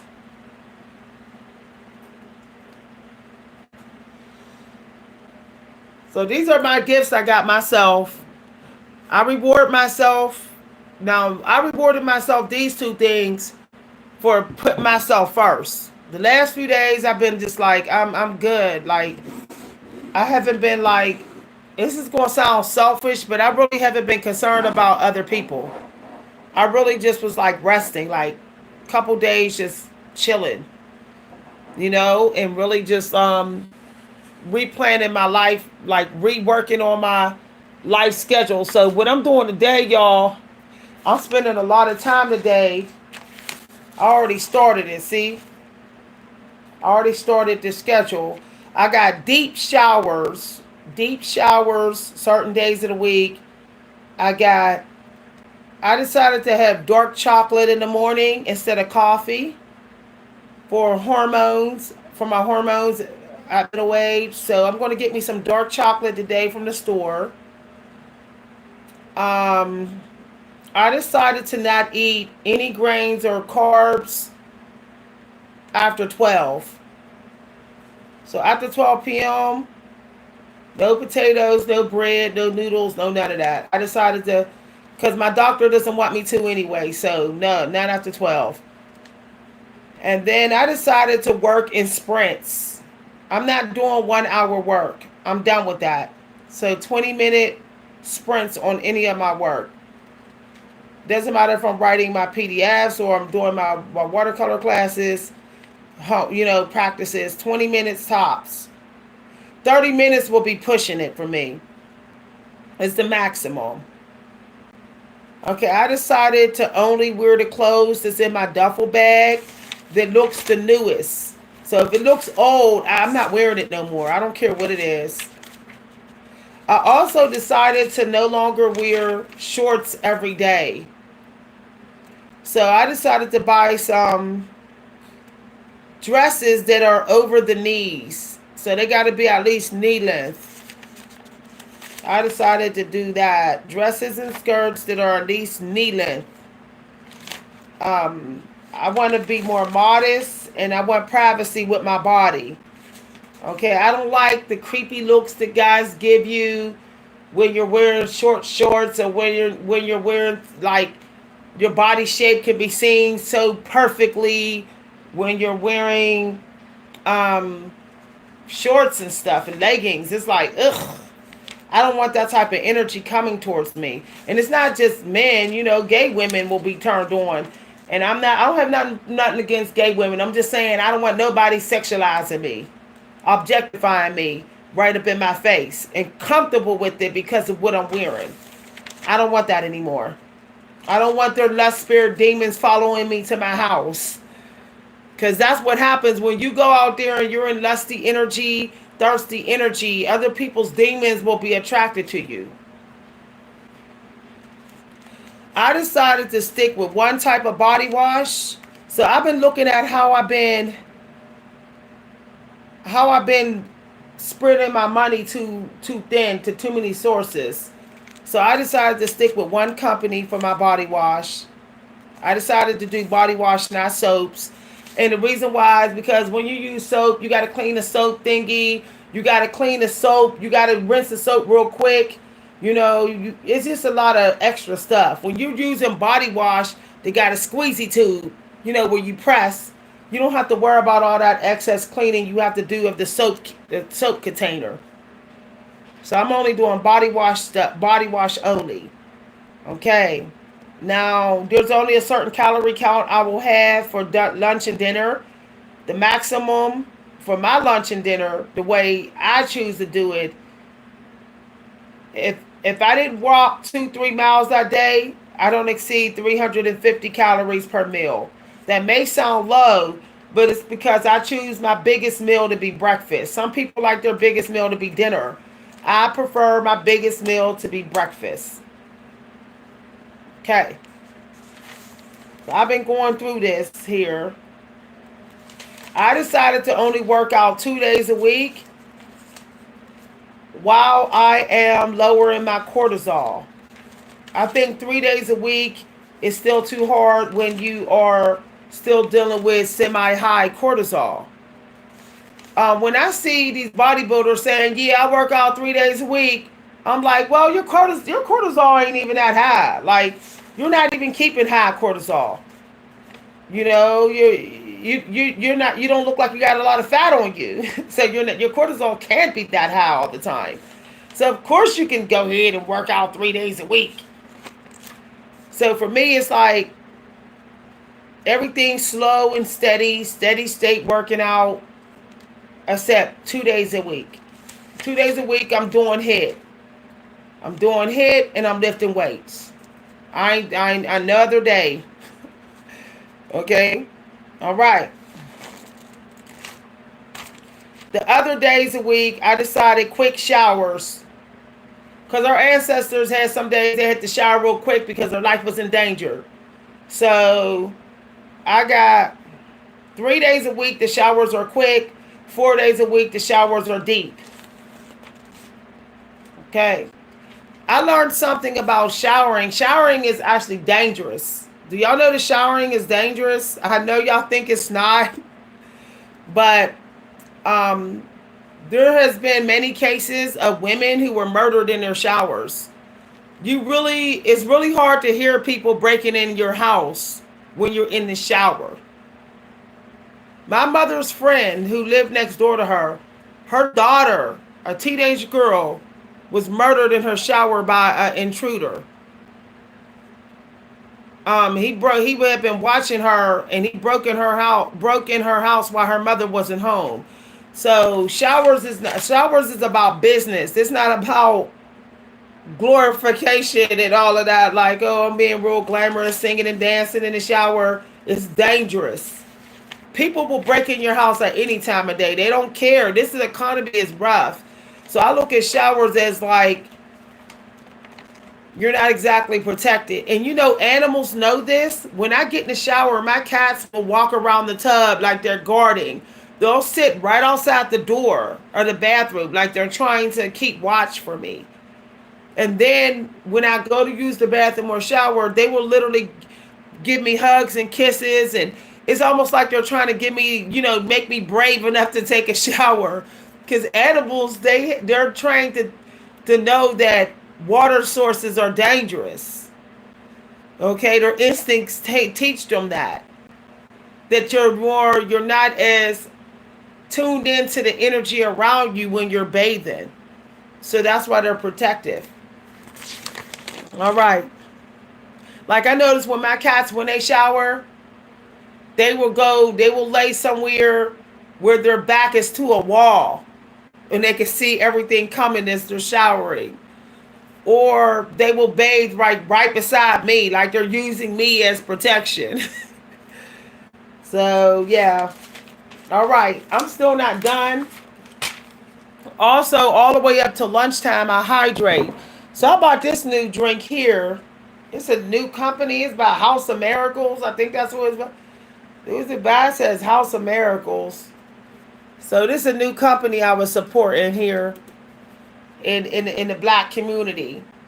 I think it might be created by somebody young. See the print and stuff? It's called Lemon and Lime House of Miracles. So I bought a new product. I bought a new sparkling water. Okay. So I'm not drinking coffee anymore, y'all. I quit. I'm gonna have me some dark chocolate instead on the side of my morning tea. I'm literally gonna have some juice, tea, and some chocolate in the morning. Okay. Now, if you are doing your new moon life plan, that's what you're supposed to be doing. Like, instead of doing like, a vision board of what you want, your vision board just needs to be who you are, who you're planning to be. So really it's just about you on the vision board. Everything that comes with that person is going to come to you. You're going to be compelled to do things, spiritually compelled to do things that person would get. For example, if you want to be known, if you want to be a book author, if that's who you are, then your vision board needs to show you living the life of a book author. What do book authors do? They research. They hang out at the library. They study. They read books. They go to book activities. They go to book giveaways. You see what I'm saying? So if you're doing your vision board has to have the activities that you're doing. A lot of people will simply just have the pictures of the rewards, Oh, the car that I want, the book that I want to write is on the picture. The body that I want, but it's not about the end. It's about the middle. If the middle is right, the end has to be in alignment. Okay? So plan the middle. So I know that the things that I'm going to manifest are going to change because of my routine changed. Okay? Because I'm only doing 20-minute sprints of writing for a few hours a day. I know that my work is not going to be that messy. I'm going to be mindful of what I'm writing on the first draft. I'm not going to have a lot of editing to do. I'm probably going to have maybe a stanza or two that needs added to the work. It's not going to be heavy editing. I'm not going to feel rushed to write it fast, okay?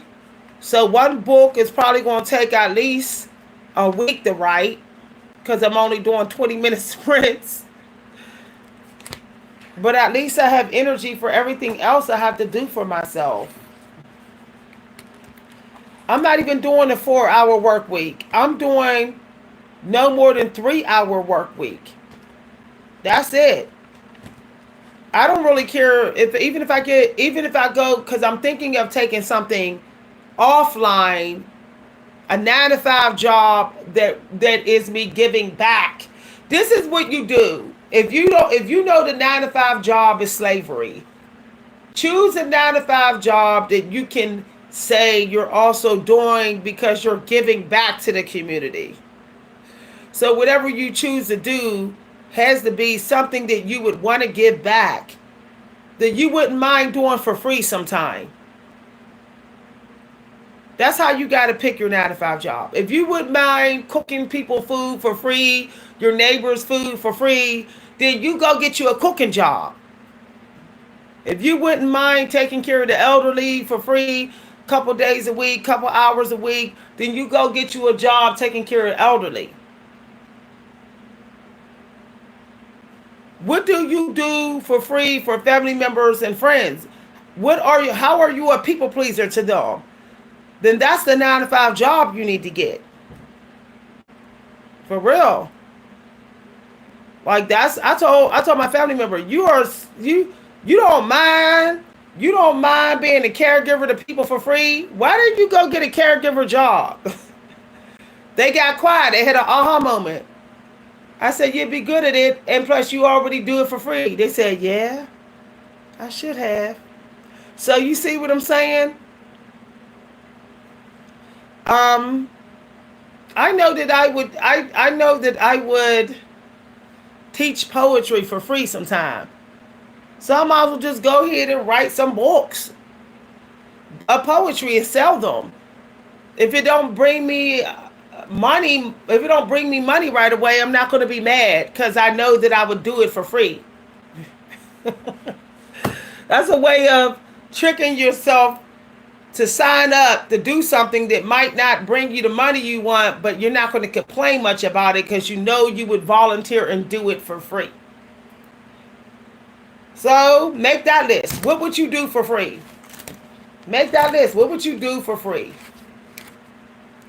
If somebody came knocking on your door, asking you to do a couple of things, what would you most likely do for free on that list? Let's say somebody come and say, hey, I need somebody that can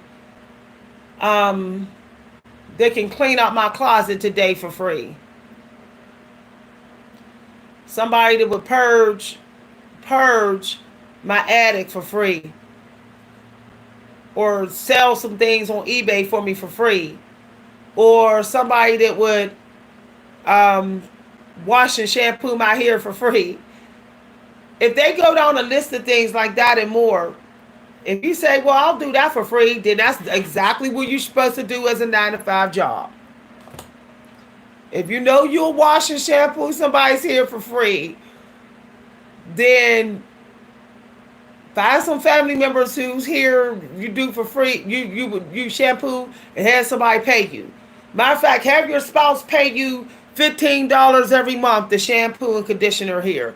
You know what I find so strange is how family members won't pay their own family to do stuff, but will pay somebody else. I don't understand that. Like, you pay somebody down the street, complete stranger, to wash and condition your hair when you can pay me, your own damn family. Y'all. No, it's wild.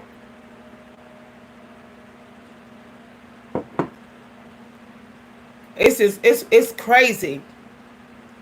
Like, I told my daughter, you would let your random friends take you to IHOP in their car, and though you have a car, but you gonna let them pick you up and take you to IHOP.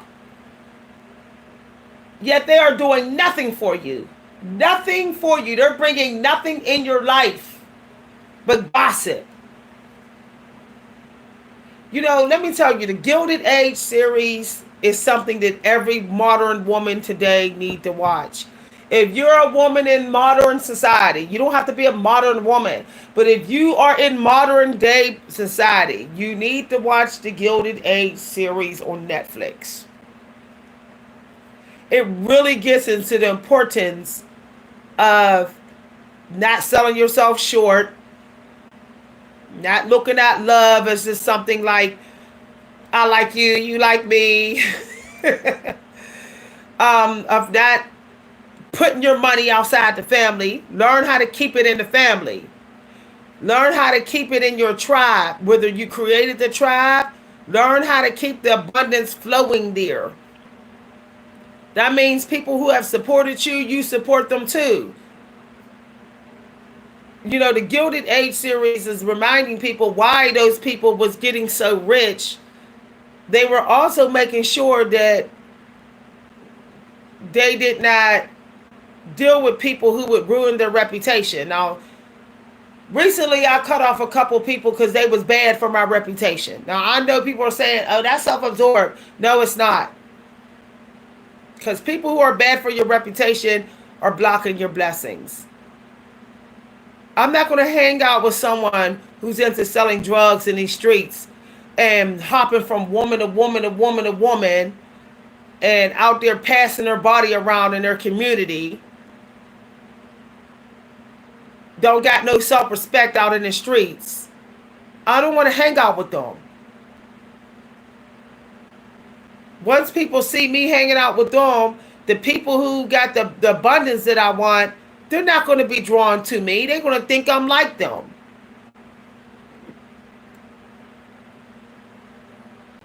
They're going to think I don't have any class either. And I'm trash too. That's what they're going to think. Hi, everybody. We got people coming in. So, isn't it enough to cut off people because they're bad for your reputation? How about that? You're bad for my rep. That's why you got to go. You ain't got to do nothing dirty to me. If you too dirty out in these streets, you're still dirty. I don't want to hang out with you. People say that's discrimination. I discriminate against toxicity and bondage type of energy. Because out here being dirty out in these streets is bondage energy. I don't want nothing to do. That is true slave mentality. The truest of slave mentality. Being out here all reckless like Denzel Washington was in the movie Glory. He was toxic. He was toxic to the other people that was fighting the war with him. He was toxic to the way he was talking to other black men up in the tent. And Morgan Freeman put him in his place. I don't want to hang out with people that's like Denzel Washington from the movie Glory. That every time we hang out, we got to talk about racism. That all they care about is themselves, and they don't care how they treat people, talk to people. I don't want to hang out with those people, and I really don't care how nice they are to me. They're still bad for my reputation. Okay? People who don't have a bad reputation in their city, it's easier for them to make it in their city. You know, your reputation follows you. It will follow you. It stalks you. All right, y'all got to get ready to go. Thanks for listening, everybody. I told y'all I do got new stuff coming.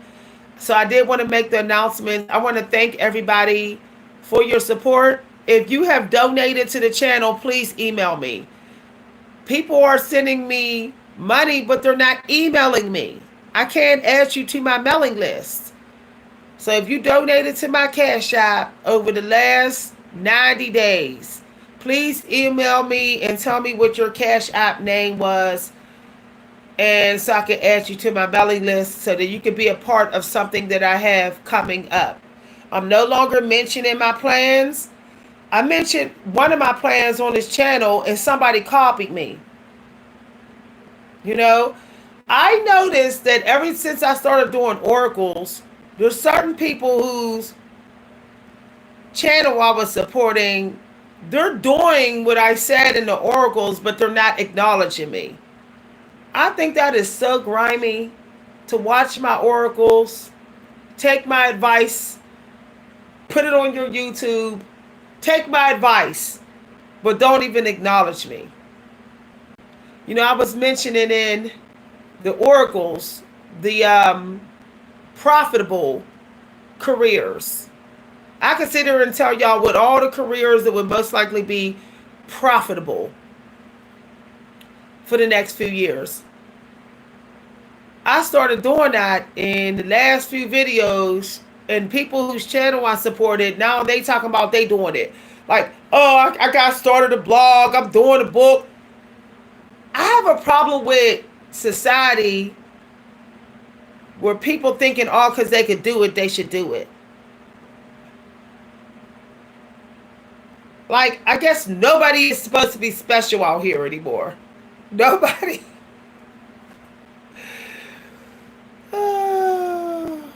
I feel like this. If you ain't got nothing new to put out in society, why are you doing it?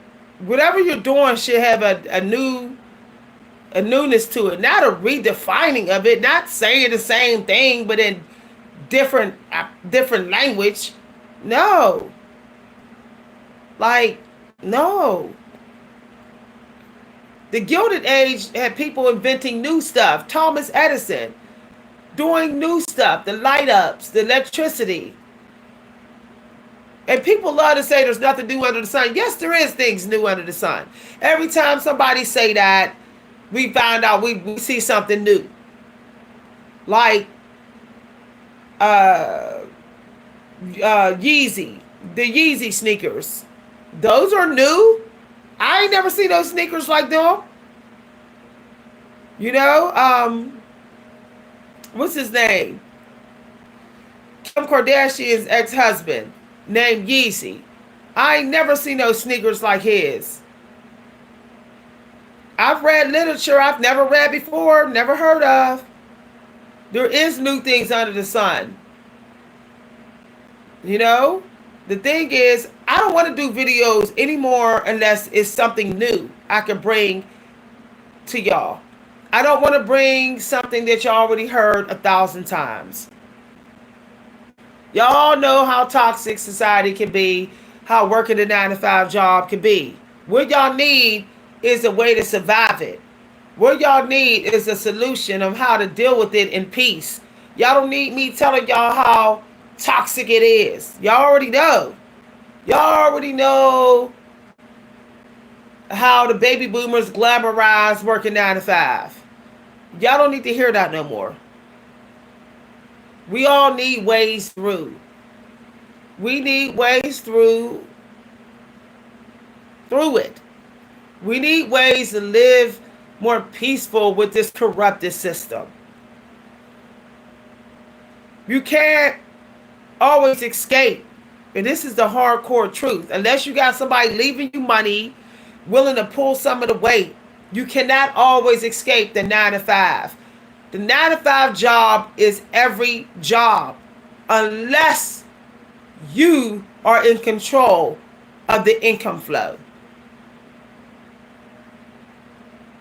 If you're not in control of the income flow, you're still in a 9 to 5 job. So even if it's a private business online, if you can't set how much you make, you don't determine your paycheck, you're still in a 9 to 5 job. What we are doing on YouTube is still 9 to 5. I don't know why people want to act like it's not. This is a 9 to 5 job I'm doing right now in front of all of y'all. I don't have the power to fire and hire myself. If YouTube fires me, I can't rehire me. I can't override YouTube. I don't decide if my videos get seen. I don't even decide my pay. So here's the thing. Don't leave your 9 to 5 job offline to run and do 9 to 5 job online thinking it's better for you. Unless you have went to management, boss planning, work planning school, qualified to plan your own work day, don't even bother to leave in your offline 9 to 5. You might as well stay there and just do YouTube on the side. Doing work on these apps are extremely risky business. You may have months where there's no money, and that includes Amazon app. And that includes pin interest. Months, no money coming in. Can you afford that? Can you afford that out of nowhere, no paycheck for some months? No explanation, no way to get around it. Don't have the last say. If you cannot afford it, that means if you still do it, that means your self-care is going to suffer. Self-care requires money. And it will always require money as long as we're living in a money-based system.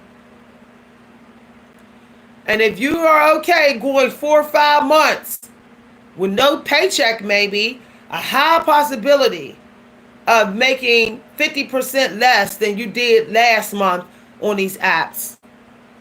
If you're okay with that, it must mean you got a plan B for your self-care. This is real talk. Take it from somebody who learned. I did not know this. I did not know that different things you could do on your YouTube or your Pinterest or Facebook and suddenly you'll get less money. I had no idea that if I uploaded shorts on here, it would hurt my channel growth. I didn't know this. I didn't know that if my member videos, I'm gonna tell y'all something else I recently learned that that other YouTubers may not know. I don't see nobody saying. If your member videos are generating more traffic and money, then those are the videos they're going to promote. But let's say you only got 15 member videos. They're going to promote those videos. I mean, the other 1,000 videos that you put up is not really bringing you no money. So your member fee better be high. Your members' video fee better be high enough to cover the loss of money that you're having from the public videos not being promoted. I got a business degree, y'all. I have a business degree. I will study the hell out of how something's working when it comes to business. I did not know that. I did not know this about the member videos. So, I did not know that if those are generating more regular traffic, then I would be eventually forced to do mostly member videos on this channel rather than public videos. Because I didn't know this, half of my monthly income decreased on this channel. Now, I am lucky to have some of y'all who are compassionate and sympathetic towards this change on this channel, and y'all are sending me the money through my Cash App, like Rhonda, Anita, somebody else. See, I'm gonna write down the names of people. Next time I get on video, I'm gonna have all y'all names on here for the last 90 days. I'm gonna have y'all names and say y'all names. But like Love the Most High. Okay, y'all see how I made mistakes with video uploading. Okay, and it actually hurt the view count of my channel, which hurt my money flow. But some of y'all have decided to get around that and send me the money. So I really appreciate y'all watching 9 videos and then sending me some money. I appreciate that. So my thing is, if you're starting a new YouTube channel, which I say start a bunch right now. I mean, with Saturn and Aries, you're being pushed to step into your power. To use your magicianship, your bag of tricks. You're being pushed to do that. To also let your voice be heard right now. So start multiple channels. But whatever you start with, you got to stay. Whatever your first week of videos are, you can't change it. Nobody told me this. Whatever videos that YouTube decides to promote in the first 30 days of your channel, you have to stick to those. YouTube tells you what videos you can do to get money. YouTube tells you what theme, what idea. What about you? YouTube decides all of that. And that's what you're looking for in those first 30 days. You're not really pushing to get monetized. What you're looking to see is what YouTube finds is popular. And it will tell you in your analytics. Once the YouTube algorithm tells you that, don't do any other type of videos but those videos. So let's say you have a lifestyle channel and YouTube always pushes your videos of you going out to eat. Those are the videos that get the highest views. Then you might as well just stick to that. Just go ahead and be like, the takeout queen, the takeout eating girl. You know what I'm saying? You could just maybe keep your YouTube name, but you can put it in the description. My lifestyle is all every video shows me eating takeout. You would have to include that in every video in order for the algorithm to not drop you. This I didn't know this. Okay, like for example, Kelly Stamps. She always does high fashion. She's fashionable. The algorithm likes her fashionable, and it likes her showing her in different places. Okay, literally like in different scenes, never in the same place all the time. So I think the algorithm keeps saying, oh, she got fresh material as far as location. I notice her channel grows because her locations keep changing. Like she'll be in New York, and then she'll be in France, and then but she's or she'll be in like England. She changes locations. Like, oh, I moved to France for a week, or I moved to New York for a week, or whatever. Then there's a guy whose YouTube channel is successful, but all he does is try out new food. That's all he does.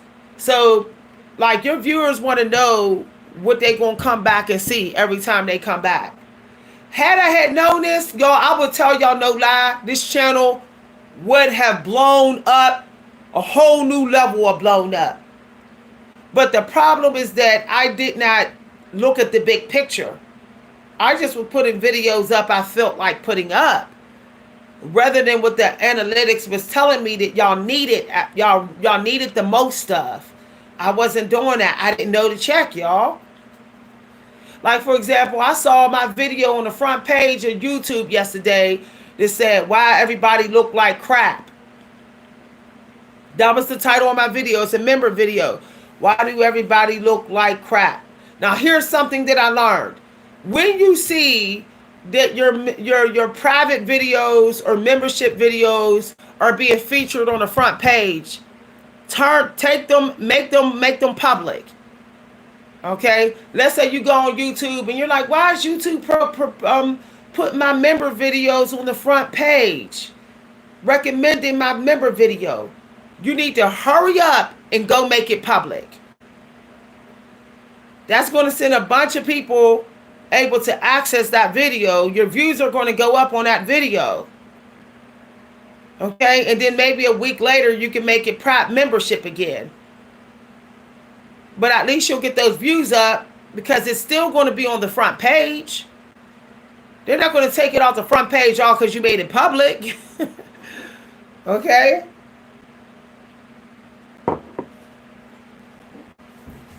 I'm going to tell you something. Making a living is self-care. You can't just go through life not making a living. I don't care how people glamorize this. People on YouTube say, I used to do everything, now I do nothing. But I'm like, yeah, but you're still making money on your monetized YouTube channel. You're making money. You're doing something, you're making money on YouTube. No one is just sitting around doing nothing and making money unless they're using somebody. Unless they're using the system or somebody or dependent on the system in some way. I don't care if you got no legs. You still have to find a way to be independent sometime during the week where you are providing for yourself. You're making money for yourself. You're able to pay yourself first. And that's just the truth. And if you're living off the government and you have no choice to, and I don't say that negativity, y'all know how I'm all for that the government come through. I'm for that. You can't just keep on living off that. You have to put that money into something, even if you only do it 20 hours a week, so that you can still feel like you're independent regardless if you're waiting for a government check. So yeah, they might cut your sums down, but at least you can still go out here and say, I work 20 hours a week. You can still go to bed at night and know that you're working 20 hours a week. Know that you worked for some of that money. That feels very good to know. When people say nobody should have to work, that's a bunch of BS. Our ancestors was working. They all had jobs. They just wasn't working as much as we're working. They wasn't working all day. Sometimes they were having fun, dancing by the fire, playing with their kids, making love to their wife for an hour in the tent. People are so addicted to working so much now, they don't even have time to make love to their spouses. They don't even have time to spend 2 hours at a park with their kids. They take their kids to the park for 40 minutes and say, time to go. I gotta get some work done. It's toxic. But you can't just quit working just to quit working. Anxiety, y'all.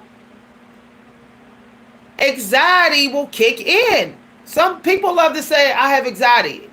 Maybe you need to do some work. Deep, huh?